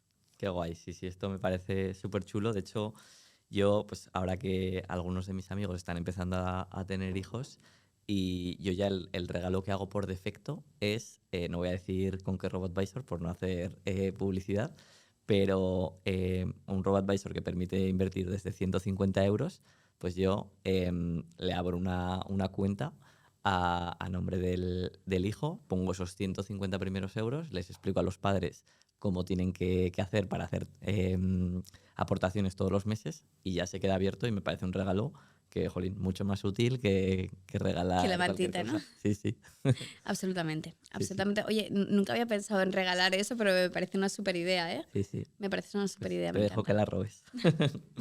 Vale, bueno, Celia, hemos estado hablando de distintos temas. Antes has dado dos ejercicios súper buenos de, oye, la radiografía financiera a nivel de ingresos y gastos y a nivel de ese balance de patrimonio neto. Vale, pongamos que alguien ya hace esa radiografía y dice, venga, pues quiero el siguiente paso. Pero hay como muchas cosas que alguien puede hacer, ¿no? Hay quien le dice, no, céntrate primero en aumentar ingresos, no, empieza a ahorrar, no, primero quítate las deudas. Mm, ¿Cómo debería ser alguien que dice, ostras, estoy escuchando muchas cosas, ¿por dónde empiezo? ¿Cuál es el proceso? Vale, mira, yo te diría que paso número uno es crear un fondo de emergencia, aunque sea pequeñito. Es decir, si quieres empezar a mejorar tus finanzas, a hacer algo distinto, necesitas tener una base mínima de ahorros. Es decir, si tú no tienes ni 2.000 euros en tu cuenta del banco, es que estás a nada, ¿sabes? A media catástrofe, a un pinchazo de la rueda del coche, de que te empiece a ir muy mal en lo económico. Entonces, necesitas tener este fondo de emergencia, ¿no? Aunque sea este mes y medio de tus gastos cubiertos, ¿no? Esto como lo más básico. Entonces, tener una base, aunque sea mínima, pero contar con una base de ahorros. El siguiente punto para mí sería ocuparnos de las deudas. Y yo cuando hablo de ocuparnos de las deudas no hablo de eliminar todas las deudas, sino de realmente poner una balanza y decir, vale, si hemos hecho este trabajo del balance, por ejemplo, lo vamos a hacer muy rápido. Vale, ¿cuántas deudas tengo ahora mismo? ¿Cuánto estoy pagando? ¿Cuál es el tipo de interés de cada deuda? Porque a lo mejor yo tengo 3 deudas por las que estoy pagando un 10, 13 y 15%. Entonces, ¿qué sentido tiene que yo invierta el dinero con objetivo de conseguir un 8, un 10 o un 12% de rentabilidad si realmente ya estoy pagando eso de tipos de interés al banco, ¿no? Entonces, creo que sí que hay un ejercicio de ocuparnos de las deudas que no tiene por qué ser eliminar todas las deudas, pero sí ponerlas sobre un papel, verlo claro y saber cuáles son aquellas que me merece la pena, si es que hay, eliminar, ¿vale? Y si las hay, si hay ciertas deudas que por el tipo de deuda, por los intereses, me tendría que estar ocupando ahora, lo que voy a hacer es, pues eso, ¿no? Coger esta partida de ahorro y de inversión que ya tendré dentro de mi presupuesto y destinarlo a acabar con las deudas. Luego te diría que es acabar de completar este fondo de emergencia, ¿no? Y básicamente eso es lo mismo. Yo a veces lo divido y pongo las deudas por en medio porque tampoco se me hace sentido que tú ahorres. Imagínate, tú quieres tener 10.000 euros en el fondo de emergencia. No tiene mucho sentido para mí que estés ahorrando para tener 10.000 euros cuando estás pagando un 13% de una tarjeta de crédito, ¿no? Entonces, como un poco dividirlo simplemente por eso, pero acabar de construir este colchón de seguridad, estos 3, 6 meses, pues cada uno el dinero con el que se sienta cómodo, y ya a partir de ahí sí empezar a invertir. Vale, genial. Para conseguir ahorrar, pues alguien que diga, oye, de momento no ahorro nada. ¿Cómo hacemos? ¿Nos puedes dar también alguien que diga, ostras, pues no sé si lo estoy haciendo bien? ¿Cuánto debería de mis ingresos, de mi salario? ¿Cuánto debería ahorrar? O no sé si nos puedes dar también alguna regla de, pues más o menos, mira, en el alquiler deberías gastarte un porcentaje de tu sueldo. ¿Cómo? Sí, mira, a ver, por partes. Yo creo que una persona que no ahorra, ¿no? Una persona que nos está escuchando nos dice, vale, o sea, todo esto está muy bien, pero es que yo no llego a fin de mes, que es donde estaba la Celia de hace unos años. Yo creo que simplemente el hecho de empezar a hacer un control de ingresos y gastos, empezar a hacer un presupuesto, puede suponer un antes y un después. De hecho, hay varios estudios que hablan que de media el hecho de empezar a registrar los gastos de forma inconsciente te permite ahorrar aproximadamente un 15%. Y esto es porque a veces gastamos por instinto, sin ser conscientes realmente de la cantidad de dinero que estamos utilizando. Y cuando tenemos que hacer un ejercicio como el de anotarlo, ya decimos, ostras, es que llevo mucho más aquí, es que tengo que parar, ¿no? Y aunque no sea un propósito consciente de voy a gastar un 10, un 15% menos, en la mayoría de ocasiones se acaba produciendo simplemente por esta toma de conciencia, ¿no? Por este contarte realidad. Así que te diría que aunque ahora mismo pienses que no tienes capacidad de ahorro o de inversión, empezar a hacer un presupuesto y empezar a hacer un control de ingresos y gastos va a ser algo básico. En cuanto a reglas, ¿no? A cómo hacerlo. Mira, creo que esto depende absolutamente de la persona, ¿no? O sea, sí que es cierto que hay ciertas reglas establecidas. Yo te diría que ahorrar mínimo un 10% de tu sueldo es lo que siempre escuchamos en finanzas, de forma óptima pues un 20%, más o menos pues destina el 60% para gastos básicos, el 10% para educación, el 10% para lujos y el otro 20% para ahorro e inversión, ¿no? Es como un presupuesto que todos hemos escuchado alguna vez, pero fíjate que esto puede funcionar para unas cuantas personas y para otras personas puede ser un sinsentido. Si alguien nos está escuchando y está pensando, ostras, si a mí en gastos básicos, a mí en casa facturas y comida se me va el 95%, ¿cómo voy a pasar un 60%? Es que no lo vas a hacer, es imposible. Entonces no se trata de marcarte un objetivo perfecto, sino de ir estableciendo pequeños cambios que cada vez te acerquen más a tu objetivo. Es decir, si ahora no tienes capacidad de ahorro, me da igual que ahorres un 1%, un 2%. Oye, Celia, pero si ahorro 20 euros al mes, ¿eso me va a permitir alcanzar mis objetivos económicos y jubilarme en 10 años? No, pero te va a permitir ir generando el hábito. Entonces, poco a poco vamos a ir dando cambios cada vez mayores, pero estos cambios se tienen que adaptar y tienen que ser progresivos, porque si no, lo que acaba ocurriendo es que tenemos un plan que sobre el papel funciona perfectamente, pero que llevado a la práctica es una mierda. Sí. Y es así, porque no se cumple. Entonces, de nada sirve que las cosas teóricamente funcionen. Tienen que funcionar en la práctica, tienen que ser sostenibles, tienen que funcionar en el largo plazo. Entonces, para mí esta es la forma, ¿no? O sea, presupuestos ideales, un montón, pero sobre todo tomar conciencia de sí o sí tienes que ahorrar e invertir una parte. Esto del presupuesto, esto del control de ingresos y gastos te puede ayudar. Puede ser también que estés en una posición donde digas, es que necesito generar más ingresos. Bueno, pues vamos a ver la forma. Es que actualmente existen muchísimas vías alternativas para generar ingresos y seguramente algunas de ellas nos requieran más tiempo, seguramente algunas de ellas no nos acaben de convencer, pero es que o dejo de gastar o gano más. Es que no hay mucho más. Que me encantaría decir una fórmula secreta, pero es que no existe. Entonces, voy a ver qué tengo que hacer y voy a empezar a hacer cosas. Voy a empezar en pequeñito, pero lo voy a mantener en el tiempo. Y cada vez, o sea, y voy a tener claro hacia dónde me quiero dirigir, ¿no? Y cada vez voy a hacer que esos cambios sean más importantes y más sustanciales en mi vida.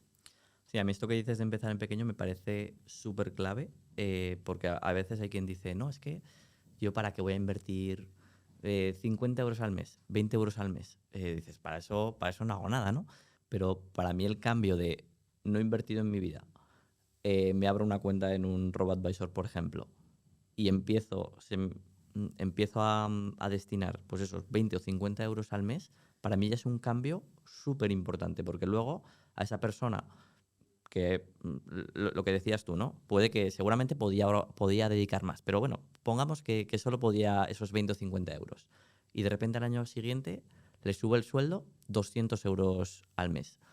Y es capaz de decir, oye, no voy a aumentar mis gastos proporcionalmente, sino decir, oye, estaba metiendo 50, ahora me suben 200, pues ya puedo meter, simplemente con darle a un botón y decir, donde ponía 50, ahora pongo 250 y eso sí que ya es un cambio súper relevante. Entonces, creo que cuanto antes empecemos con ese hábito y a Absolutamente. tenerlo ahí automatizado, o sea, es que eso es un antes y un después, porque lo normal es que si, si pones un poco de tu parte, tus ingresos deberían ir hacia arriba Aumentando. y si consigues, pues eso, no subir tu nivel de vida en exceso conforme vayan subiendo esos ingresos, ahí está el punto, donde Totalmente, ya entras totalmente de en la acuerdo, rueda. Carlos. Sí, sí, qué bueno. Vale, entonces llegamos al punto de alguien que nos está haciendo caso hace la radiografía financiera, consigue ese fondo de emergencia, se ha quitado esas deudas más caras que, o sea, estás hablando, pues eso, de deudas que te suponen más interés de la De lo que rentabilidad que obtienes. potencialmente vas a O sea, conseguir con las generalmente inversiones una hipoteca, pues, oye, vas a tener un 2, 3, 4%, va a que ser algo eso muy inferior a sí lo que que en la mayoría de los casos vas a conseguir invirtiendo. eso es. Y alguien dice, vale, voy a invertir. Como, ¿dónde invertimos? ¿Dónde invierte Celia Rubio? Pues fíjate, ahora te contesto a eso, ¿vale? Y te cuento dónde invierte Celia Rubio. Pero realmente yo creo que la peor inversión que hay, y siempre digo lo mismo, es aquella que haces en un producto que no conoces. Entonces, esto suena tópico, pero es que lo pienso de verdad. O sea, antes de empezar a invertir, tenemos que formarnos. Tenemos que formarnos, tenemos que aprender y tenemos que saber por qué estamos haciendo lo que estamos haciendo. Mira, me da igual que inviertas en fondos, me da igual que inviertas en acciones, en criptos, en inmuebles. Es que en cualquier cosa que inviertas, si no sabes realmente cómo hacerlo, si no sabes por qué estás tomando las decisiones que estás tomando, es muy poco probable que te vaya bien. Y si te va bien, te va bien una vez, por suerte, pero no va a ser algo sostenible en el tiempo. Entonces creo que antes de empezar a invertir, siempre tiene que haber un proceso de formación previa, ¿no? Y dicho esto, o sea, yo por ejemplo tengo una cartera bastante completa, ¿no? O sea, cuento con fondos de inversión. De hecho, es como que la cartera fundamental siempre la estructuro en base a fondos de inversión, la mayoría indexados, pero también algunos de gestión activa. Luego tengo otra parte de acciones, de criptos, muy poquito, lo hemos estado comentando antes, pero algo en inmuebles, también derechos de explotación sobre inmuebles, bueno, como una cartera más variada, pero ni siquiera creo que una persona que nos esté escuchando necesite invertir en acciones, en criptos, en fondos, en inmuebles. No, o sea, sería absurdo pensarlo. Obviamente, mi portfolio de inversión es súper diverso porque, entre otras cosas, me dedico a esto, estoy todo el día leyendo sobre lo mismo, estoy todo el día investigando sobre lo mismo, entonces al final te hace tener como muchos tipos de activos distintos. Pero yo creo que o sea, se puede hacer una estrategia de inversión, se puede crear una cartera de inversión de forma muy sencilla. Y hablábamos con la parte de los niños del RoboAdvisor, por ejemplo, ¿no? Que es como una especie, yo siempre lo defino como una cesta de cestas, ¿no? Una cesta compuesta por varios fondos indexados que digamos que de alguna forma te dan esta representación pues, global de la economía, adaptada, entre comillas, a tu perfil de riesgo y demás, ¿no? O sea, al final te permite invertir en una carterita compuesta por varios fondos de forma muy sencilla, automatizada, hacer los rebalanceos en automático. Entonces, ¿puede ser una opción? Puede ser una opción. Me puedo sentar y puedo hacer yo mi propia cartera, puedo poner, qué sé yo, puedo coger un fondo del SP500, puedo coger un ETF de tecnología de consumo, un ETF de inteligencia artificial, puedo coger algo que represente la economía europea, algo Asia desarrollada, y me puedo crear con 5 o 6 fondos una carterita que funcione y me la gestiono yo sin tener que pagar las comisiones, que aunque sean bajas están, de un RoboAdvisor. Puedes. O sea, opciones hay un millón, pero todas pasan por tener un conocimiento. O sea, ya depende de lo que nosotros queramos profundizar, ¿eh? O sea, en el mundo de las inversiones tú puedes profundizar todo lo que quieras. Entonces, puedo saber un poco y tomar decisiones en base a eso que sé, o puedo aprender mucho más y obviamente tomar mejores decisiones, afinar más la rentabilidad y demás. ¿Cuánto es necesario? Pues lo que tú te quieras implicar. Pero para mí, las bases, el conocer, el saber, el por qué este producto y no otro, son básicos, porque si no, alguien vendrá un día, nos ofrecerá un PIAS y diremos, oye, pues qué buen producto, te lo contrato, y estaremos pagando un 19% de comisiones sin darnos cuenta. Ha encontrado los PIAS. Es un ejemplo. Jolín, yo te iba a preguntar para que dijeras lo malo de los pías, pero bueno. Bueno, no, sí. Es que tampoco quería tanto hate. No, pero por ejemplo, en lo personal, o sea, te pongo el ejemplo del PIAS porque es algo que, por desgracia, me encuentro continuamente, ¿vale? De gente o que llega a la formación de, oye, yo contraté esto, ¿y por qué? Ah, pues no sé, pues porque me vendieron en un banco, porque un asesor financiero, que no es un asesor, me lo ofreció de la empresa X y demás, y nos acabamos dando cuenta cuando analizamos ese tipo de productos que, bueno, pues durante los primeros 4 o 5 años esta persona está pagando un 19% en comisiones, que las comisiones después de gestión son de un 2-3%, que me dices, es que llevo no sé cuánto tiempo aportando y no me ha generado nada, y lo vemos y realmente, claro, estamos pagando una cantidad desorbitada de comisiones por un producto que sí, te lo venden que tiene ciertas ventajas fiscales. Esas ventajas fiscales acaban conllevando una falta de flexibilidad y una falta de poder tomar decisiones sobre cuándo y cómo utilizar ese dinero, por ejemplo. Pero sobre todo para mí el gran problema de este tipo de productos son las altas comisiones. Y es que son productos, desde mi prisma, no tanto pensado para que tú ganes dinero, sino para que la persona o la entidad que los ofrezca tenga un beneficio importante. Entonces, ese es el problema, ¿no? Y son los conflictos de intereses que muchas veces no nos encontramos en la parte de finanzas. A mí hay Sí, una frase que me gusta mucho y es que quien te vende un producto no te asesora sobre ese producto. Y creo que es básico, ¿no? Que cuando le estamos comprando un producto al banco o a un asesor X y esa persona gana o pierde en función del tipo de decisiones que tú tomes, es muy complicado que sea objetivo y es muy complicado que tome una decisión pensando en ti. Entonces, si me preguntas, ¿no? Y siendo completamente sincera, creo que hay productos más interesantes que los PIAs.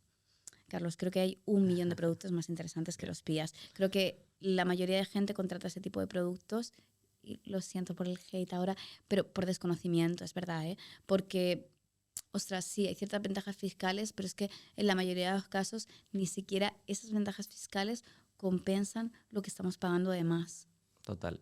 Sí, yo creo que supongo que en casi todos los ámbitos, ¿no? Pero este que nosotros pues nos toca más de cerca, creo que para poder fiarte de alguien necesariamente tienes que tener tú cierta formación, ciertas bases, ¿no? Porque si no, no sabes si... No Que sabes ojo, distinguir la que como información. dices, o sea, luego hay asesores que hacen muy bien su trabajo, pero claro, ¿cómo sabes si lo está haciendo bien o no? Pues o sabes algo o es que si no... Sí. Bueno, realmente te diré que para mí hay algo clave, ¿no? Y es verdad que el asesoramiento independiente sin conflicto de intereses existe.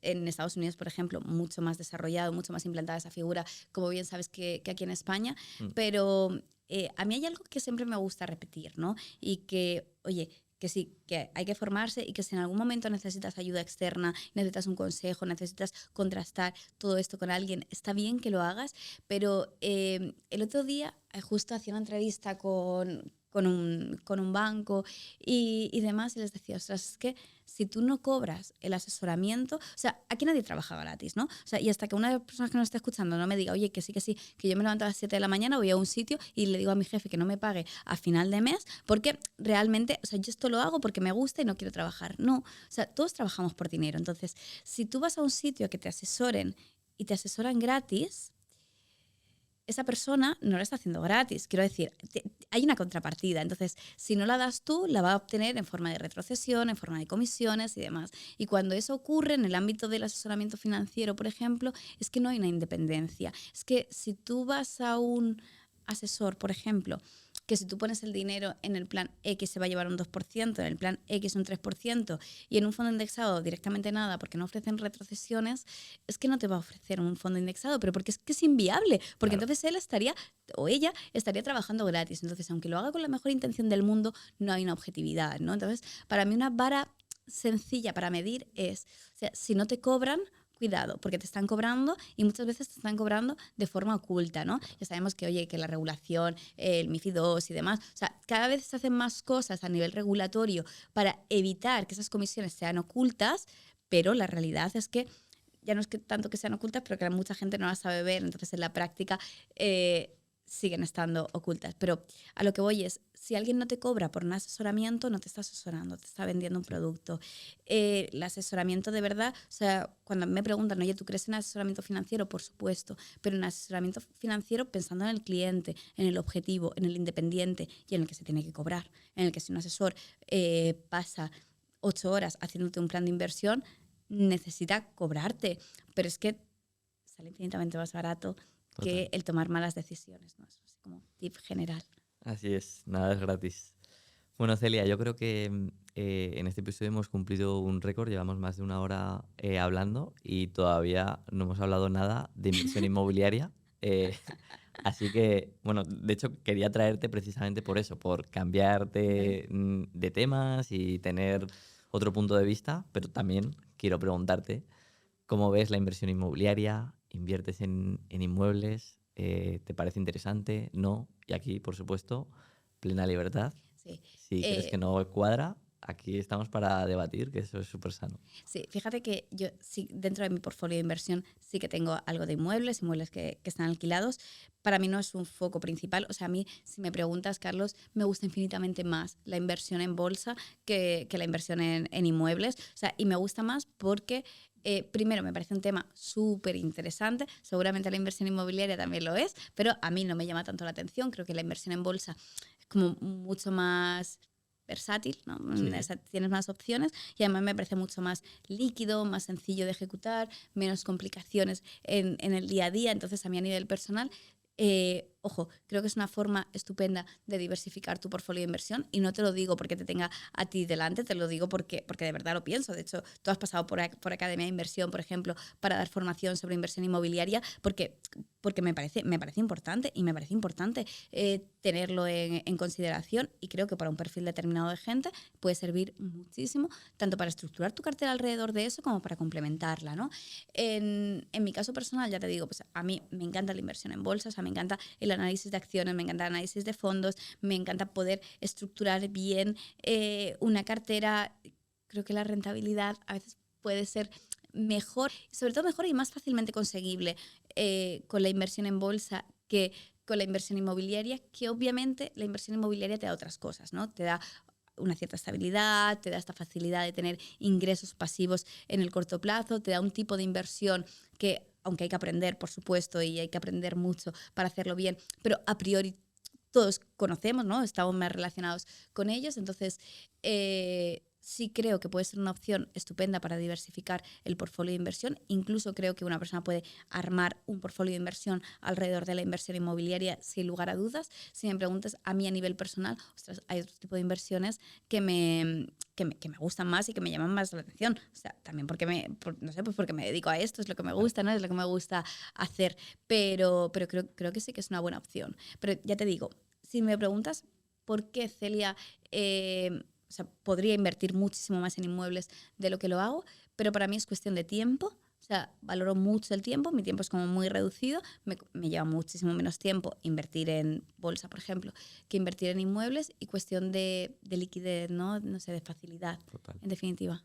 Genial. Yo por defenderme así en 30 segundos, coincido con lo que dices. De hecho, para mí, más o menos, mitad de mi cartera son fondos indexados y mitad de mi cartera son inmuebles. A mí la parte que me gusta de los inmuebles es esa recurrencia, esa estabilidad y el hecho de que puedo apalancarme, que puedo jugar con ese dinero de otros, con esa deuda buena, que hace que pues la rentabilidad pues, se apalanque, ¿no? O sea, a mí si me dieran dinero para comprar fondos indexados y los fondos indexados tuvieran esa recurrencia en los dividendos con los que poder pagar esa deuda, pues seguramente no me complicaría, ¿no?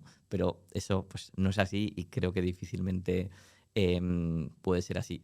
Además de que la inversión inmobiliaria a mí me parece, o sea, igual que a ti la bolsa te parece súper chulo estar analizando, a mí me pasa lo mismo con los Con los inmuebles, ¿no? inmuebles, obvio. Ostras, de ir a ver, es como un pequeño juego, ¿no? Entonces, bueno, simplemente este paréntesis, pero que está súper bien ver distintos puntos de vista y creo también que un inversor va evolucionando, que a lo mejor pues tú dentro de unos años pues te animas a hacer algo o a lo mejor yo dentro de unos años digo, oye, que voy a reducir el tema de inmuebles y voy a, No voy lo a, creo, la verdad. voy a profundizar No te más. veo. Creo que Bueno, cada vez lo ampliarás más, pero sí, totalmente de acuerdo. total. Genial. Celia, nada que ver con esto, pero te quería preguntar, ¿has sentido que por el hecho de ser mujer has tenido alguna desventaja en tu carrera? O alguna ventaja, ¿eh? No sé. Creo que o sea, honestamente creo que ni ventaja ni desventaja. O sea, ¿hay menos mujeres en el ámbito de las finanzas y las inversiones? Sí. O sea, sí, hay menos mujeres, es un hecho. O sea, yo he hecho formaciones donde he sido la única mujer.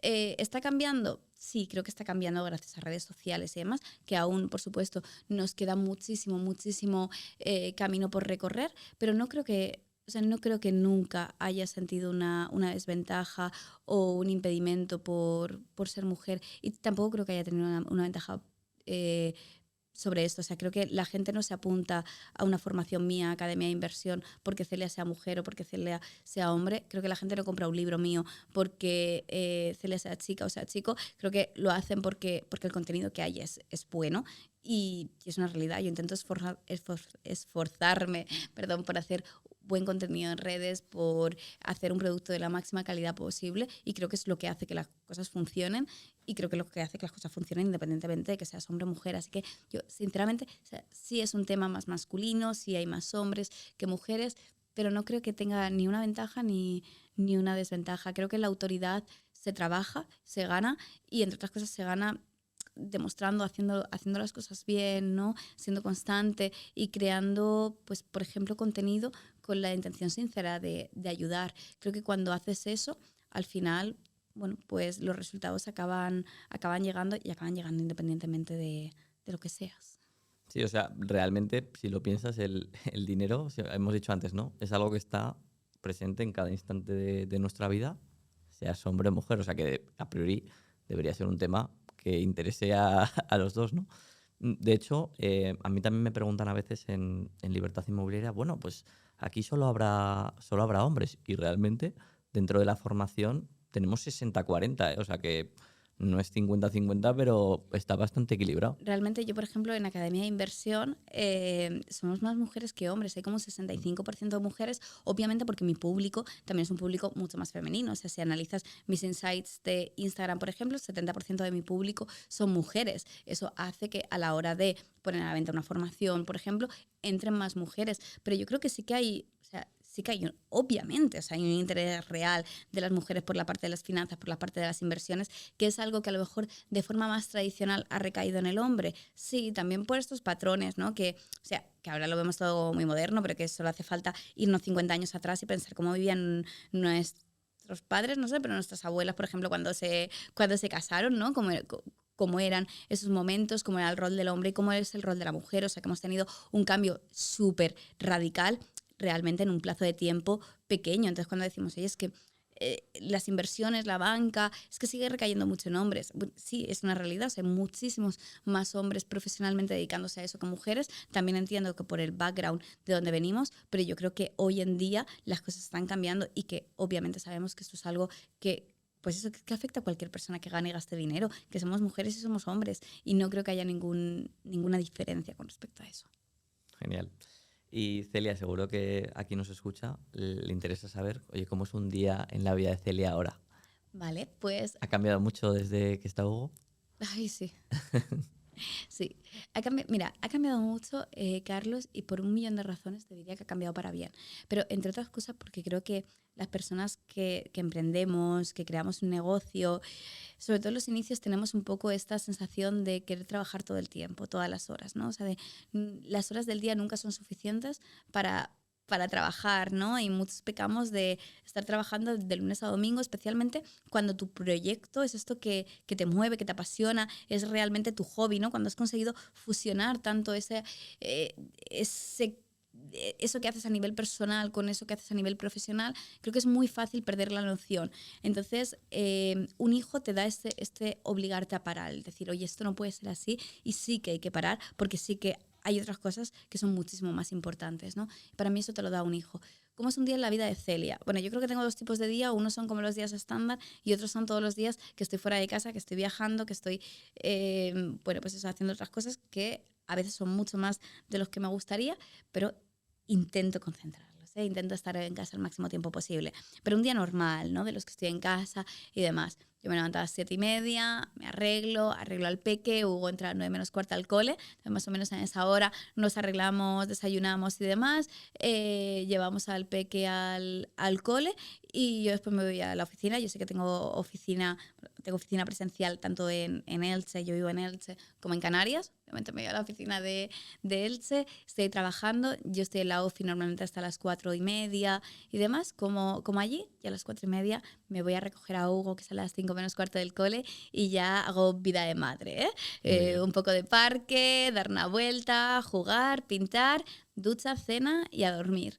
Así que es como el día más estándar en la vida de Celia, es eso. Bueno, voy al gimnasio normalmente. Entre que dejo al nene al cole y llego a la ofi, está ese esa hora de gimnasia, de hacer deporte y demás, y por la noche pues intento dedicar tiempo pues, para hablar, para la familia, para leer, que es algo que siempre he hecho, que me encanta, ¿no? Pues un poco encontrar ese momento para todo, para descansar también, para desconectar, para tomar una copa de vino, pues según el día, ¿no? Según surja el día. Pero así, como resumido rápidamente, es un día de lo más normal, la Qué vida de guay. Celia. Jolín, precisamente hablas de libros y yo creo que eres una de las personas que conozco que, o si no la que más libros se ha leído de tema de finanzas, de inversión. Comentabas antes que tienes 500 resúmenes, ¿no? Una barbaridad. Entonces, con todo esto que has leído, ¿qué dirías que es el 80-20? Es decir, pues 2 o 3 cosas que se digan en muchos libros y que puede ser como, no sé, la esencia, la clave para hacerlo bien con tu dinero. Pues mira, yo creo que dividiéndolo así, ¿no? Como en 4 claves así muy, muy básicas, creo que lo primero sería darte cuenta de que tus resultados financieros están condicionados por una serie de creencias, que esas creencias muchísimas veces ni siquiera nos pertenecen, son temas sociales, son temas de familia, de entorno, pero que de alguna forma las llevamos en nuestra mochila y que nos están afectando. Creo que ser consciente de eso, darnos cuenta y separarnos de esas creencias es el primer paso básico. Después te diría que a nivel financiero hay algo en lo que todos los autores coinciden y es que es necesario hacer cosas como lo que comentábamos antes, llevar un control, contarte verdad, tomar decisiones, apartar una cantidad de dinero cada mes, apartarla al principio. O sea, son los consejos que siempre escuchamos de forma recurrente de otra persona más diciéndome lo mismo. Sí, pero si todo el mundo te está diciendo algo, a lo mejor es porque el camino es por ahí y la mayoría sigue sin transitarlo. O sea que creo que eso es vital. Y después a nivel de inversiones, la mayoría de bibliografía, la mayoría de estudios coinciden en una cosa. La gestión pasiva funciona mejor para la mayoría de la gente que la gestión activa. Es decir, estos fondos indexados, estos robo-advisor que comentábamos antes, estos ETFs, por bajarlo a tierra, son una mejor opción para la mayoría. ¿Por qué? Pues porque me voy a ahorrar muchísimo dinero en comisiones, porque me van a permitir tener una réplica, no intentar batir al mercado y conseguir un resultado sostenible en el tiempo. Y la importancia del plazo temporal, ¿no? Creo que las inversiones son muy poco predecibles en el corto plazo. A mí si me preguntas, Celia, qué va a pasar con la bolsa de este año, te digo, Carlos, no tengo ni idea, pero es que tampoco me interesa saberlo. Pero sí que creo que si me preguntas qué va a pasar en 10, 15 años, te puedo dar una respuesta que probablemente no se aleje mucho de lo que acabe siendo la realidad. Y creo que ahí coinciden todos los autores, en que independientemente de lo que ellos hagan a nivel personal, ¿no? Y tú lees a Charlie Munger, a Warren Buffett, a Ray Dalio, ¿no? A los grandes gurús de las finanzas, que obviamente a nivel personal tienen carteras súper complejas, que utilizan gestión activa, pero cuando les pides una recomendación, ¿no? De qué hacer para la mayoría, todos coinciden en lo mismo, en no te compliques, utiliza rentabilidades medias del mercado, no intentes batir al mercado, utiliza la gestión pasiva. Ostras, pues si todos estos grandes gurús nos dicen eso, pues a lo mejor es por algo, ¿no? A lo mejor es porque es muy atractivo eso de intentar ser mejor que la media, e intentar pensar yo voy a ir un paso por delante, pero es tan atractivo como peligroso. Creo que para la mayoría de ocasiones, para la mayoría de personas, funcionan mejor este tipo de estrategias, porque no porque lo digamos tú y yo, sino tú también lo dices en tu primer libro.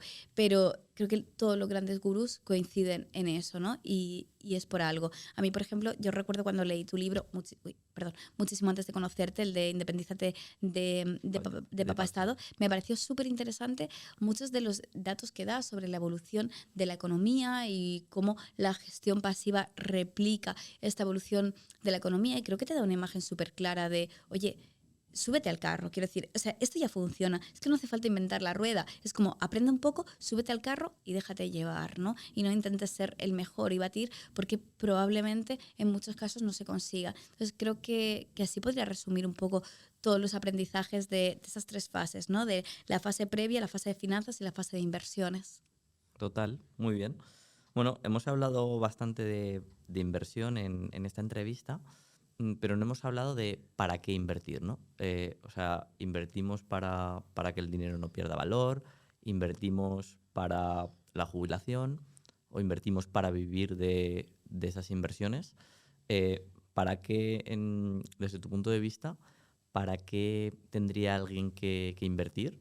Sí, ¿con qué objetivo?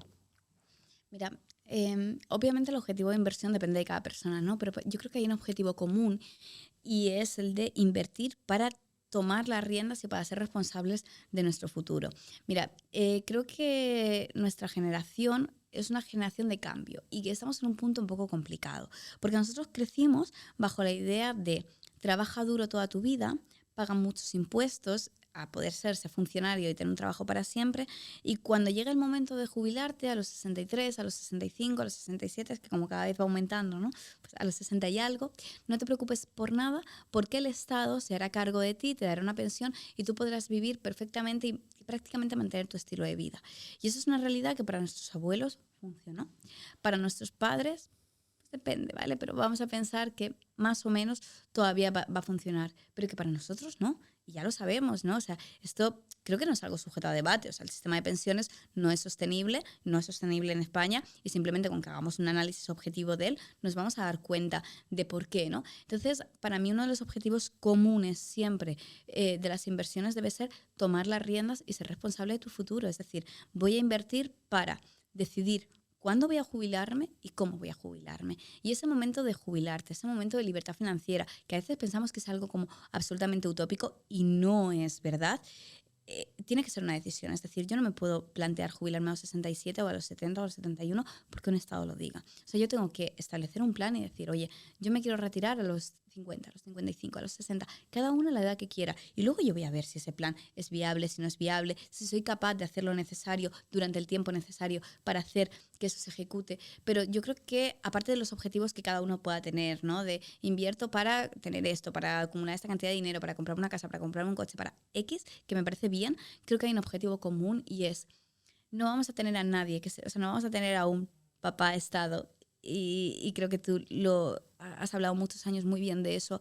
No vamos a tener un papá Estado que se haga responsable de nosotros. Vamos a trabajar ahora para nuestro futuro porque es que es la única opción. Porque si no, vas a llegar y o vas a pasarlo muy mal o te vas a ver obligado a mantener un trabajo, a estar forzándote a no tener esa etapa de tu vida que tú querías tener porque es que no hay otra opción. Entonces, para mí, el principal objetivo de la inversión siempre tiene que ser este trabajo en el largo plazo y luego, obviamente, a corto plazo la inversión te puede permitir mejorar tu estilo de vida, te puede permitir ingresos adicionales, te puede permitir alcanzar objetivos determinados por el camino, sin duda, y esto creo que es algo que ya depende de cada uno, pero sí que debe haber un objetivo común, que es el hacerte responsable, el preparar tu futuro, porque otros no se van a hacer responsables por ti. Qué bien, total. Y Celia, con esto que dices, ¿todo el mundo debería invertir? Sí, todo el mundo debería invertir. A mí, Carlos, yo siempre digo lo mismo.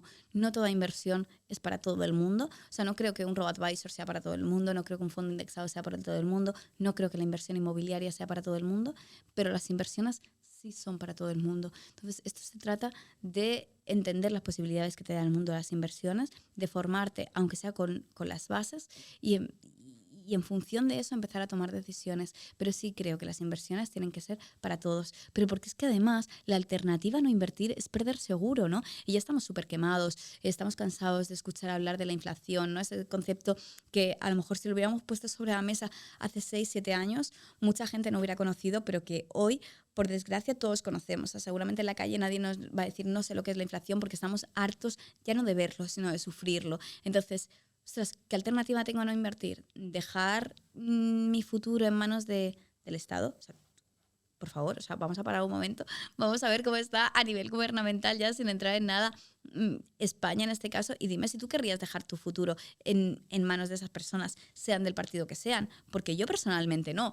Entonces, por una parte, sé que si no invierto es poner la responsabilidad de mi futuro en unas manos que definitivamente no quiero, y por otra es perder seguro por la inflación, por esta erosión del poder adquisitivo, por esto que todos no sabemos, ¿no? Entonces, contestando a tu pregunta, sí creo que las inversiones deben ser para todos.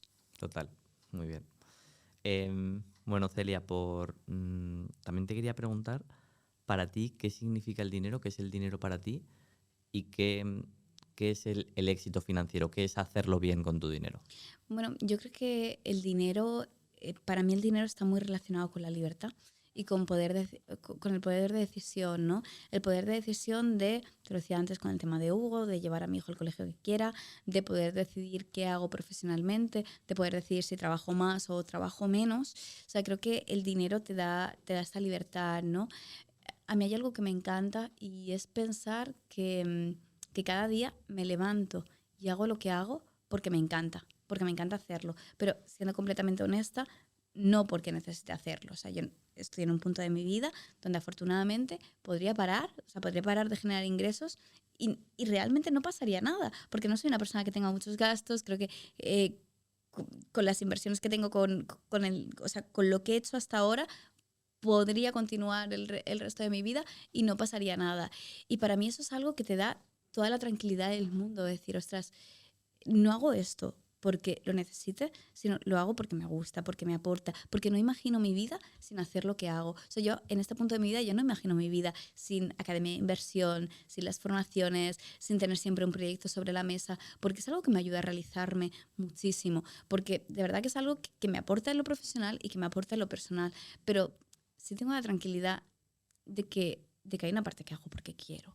Y creo que es un sentimiento súper bonito y que eso te lo da la parte financiera, te lo da tener un buen control financiero. Entonces, en definitiva, para mí el dinero es libertad de decidir lo que haces, por qué lo haces y cómo lo haces.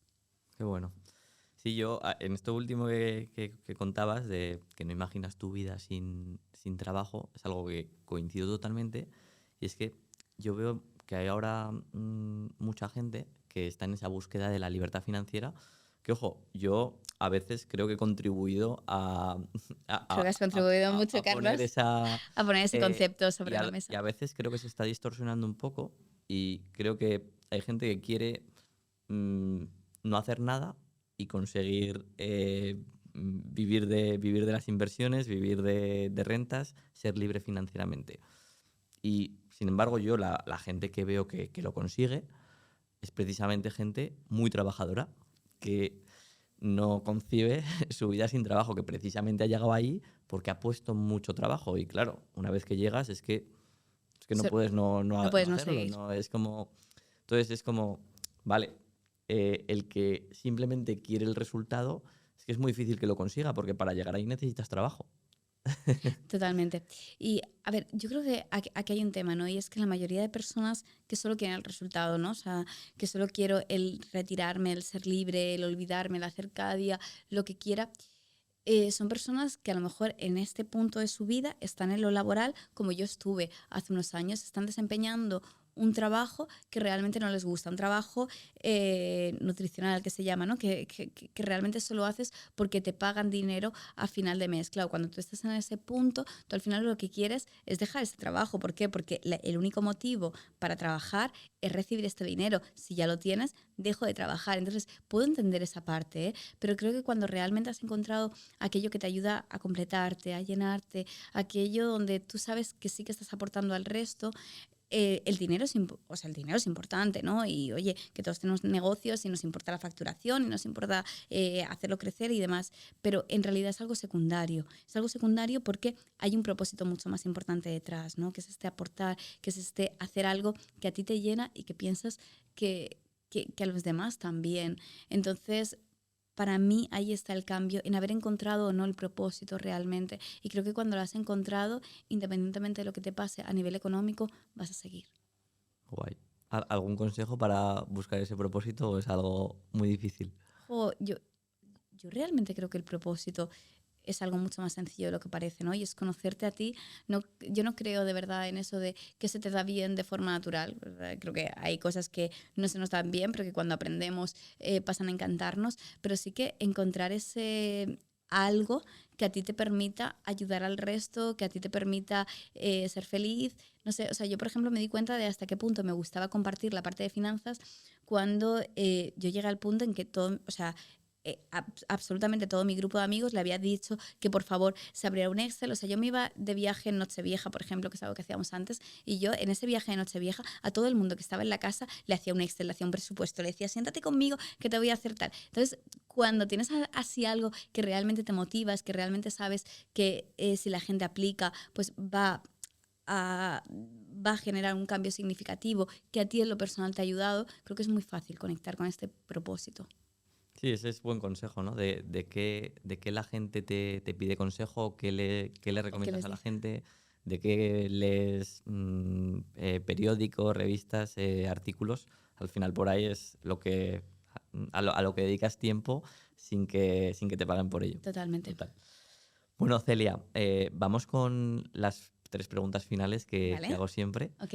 La primera de ellas es, ¿cuál es tu libro de inversión o no de inversión, sino tu libro favorito? Los secretos de la mente millonaria de T. Harv Eker. Hemos hablado un montón, o sea, yo siento que soy súper pesada porque siempre hablo del mismo libro, pero es que es verdad, Carlos. O sea, para mí ese libro fue un antes y un después, fue el libro que me hizo hacer clic y el libro que nunca me voy a cansar de recomendar, también porque a mí a lo personal me ha ayudado mucho, ¿no? Entonces, me encantaría decirte, hazlo bien con tu No, dinero, está bien. pero, que No, no, también, por pero supuesto, hazlo no, bien con tu dinero, pero sin de duda, Celia. Los secretos de la mente millonaria de T. Harv Eker es mi libro, así como general. Qué bien.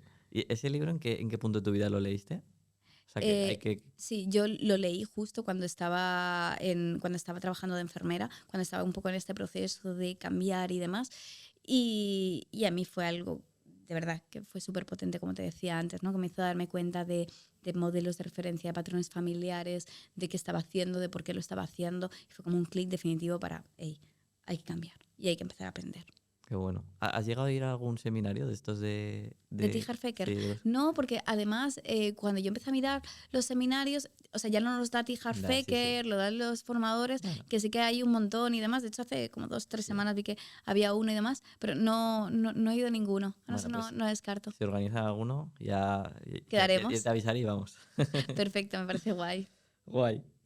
Bueno, y la segunda pregunta que siempre hago es, ¿qué crees que es lo que diferencia a, a los inversores que tienen éxito o simplemente, quizá en tu caso, a las personas que lo hacen bien con su dinero, de aquellos que, oye, pues no lo hacen bien o directamente no lo hacen? Yo creo que la formación y la constancia, ¿no? Y hemos estado hablando también de eso. Creo que el mantenerte en el camino el tiempo necesario es como lo más clave que hay en inversiones.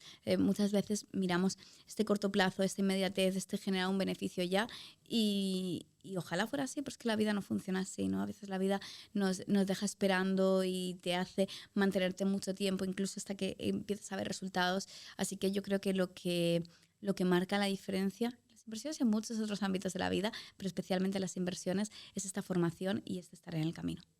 Súper. Y por último, Celia, si se te ocurre alguien que pueda entrevistar en otro episodio, que puede ser una persona concreta con nombres y apellidos, o un perfil, o varios. Jo, pues mira, a mí creo que me gustaría escuchar una entrevista de una persona anónima que está empezando a hacer un cambio y que está en este proceso de cambio. ¿Vale? Porque creo que, muchas veces nos centramos en entrevistar perfiles y en escuchar entrevistas de gente que ya tiene éxito, que está perfecto, ¿eh? O sea, está Sí, genial sí, que alguien pueda compartir cómo ha sido su historia, cómo ha sido su camino, pero creo que cuando vemos a alguien que está ahora dentro de este proceso, total. que todavía está viviendo esta incertidumbre de, ostras, estoy haciendo esto así, tengo la fe en que esto va a ir hacia ese camino, pero realmente aún no tengo la certeza, ¿no? Nos hace darnos cuenta en primera persona de cómo se vive esta incertidumbre, de cómo puede ser el camino, y creo que puede ser algo muy inspirador, ¿no? O sea, si yo te lo cuento en pasado, te digo, oye, pues yo empecé así, no tenía tal, pero claro, seguramente la Celia que dejó el trabajo de enfermera tenía un montón de miedos con los que yo en este punto, aunque te lo intentara transmitir, Carlos, no podría conectar, y en ese momento tenía toda la inseguridad, todo el miedo del mundo, porque obviamente era un cambio muy importante, ¿no? Y que, igual que cuando dejé el trabajo en la empresa farmacéutica y empecé solo a dedicarme a redes, igual que cuando X. Entonces creo que o sea, conocer mejor cuál es la historia de una persona que está ahora ahí, cómo se siente, cómo lo gestiona esos sentimientos, creo que puede ser súper Qué guay. súper inspirador y que a toro pasado es muy complicado volver a conectar con eso, porque tú ya sabes cómo ha sido el resultado. Qué Entonces, guay. como que lo vamos Sí, sí. distorsionando, vamos romantizando de alguna forma el proceso, que a veces es jodido y es una realidad. Total, Me pues sí, encantaría. me gusta mucho la idea. De hecho, hace unos meses me escribió un seguidor que me decía justamente eso, de veo un poco los casos de éxito, pero claro, se me queda un poco grande. Me gustaría ver pues alguien con quien ir viviéndolo. Y de hecho, estoy haciendo una serie en YouTube donde ya llevamos creo que 5 vídeos colgados desde que, pues eso, empezamos como, bueno, en su situación inicial y lo voy acompañando y Me encanta. está haciendo bastante guay. Sí, sí. Así que muy buena idea porque justo Qué estamos guay. en ello. Bueno, pues Celia, por último, ya para acabar, ¿hay algo de lo que tú suelas hablar que no hemos hablado en esta entrevista que te parece importante? O si no, pues algo que a modo de conclusión quieras decir. O a mí también me gusta pensar en si te dejara un espacio en una valla publicitaria y pudieras dejar un mensaje al mundo, ¿cuál sería? Jo, creo que hemos hablado un montón de cosas, pero yo te diría que un mensaje importante es que es necesario tomar responsabilidad, ¿no? Y que la parte financiera es básico, saber que tu futuro depende de ti y que además está en tus manos. O sea, yo creo que a veces toda la parte financiera, toda la parte de inversiones se cubre de un halo de complejidad. También creo que eso no es casualidad, ¿eh? Que hay como muchos intereses que hacen, que orquestan para que eso sea así, pero creo que, como decíamos antes, las inversiones son para todo el mundo, para ti también, lo que no significa que cualquier tipo de inversión valga, pero creo que tomar las riendas, hacerte responsable de tu futuro, dejar de poner la culpa fuera y mirar hacia adentro es lo más importante y es lo que más puede determinar cómo te va a ir de aquí en adelante financieramente hablando. Súper, no sé si cabe en un cartel, pero ha quedado Ha quedado súper chulo. Pues Celia, por último ya del todo, ¿dónde te podemos encontrar? Bueno, pues me podéis encontrar en cualquier red social como Celia Rubio, estoy en todas, en YouTube, Instagram, TikTok, en Facebook, en toda la que te imagines, me encontrarás por ahí, en mi libro que es Hazlo bien con tu dinero, en mi página web, que es celiarubio.com, que es como el centro neurálgico de todo, y en Academia de Inversión, por supuesto. Muy bien, pues Celia, muchísimas gracias por venir al Gracias a ti, podcast. Carlos. Un abrazo.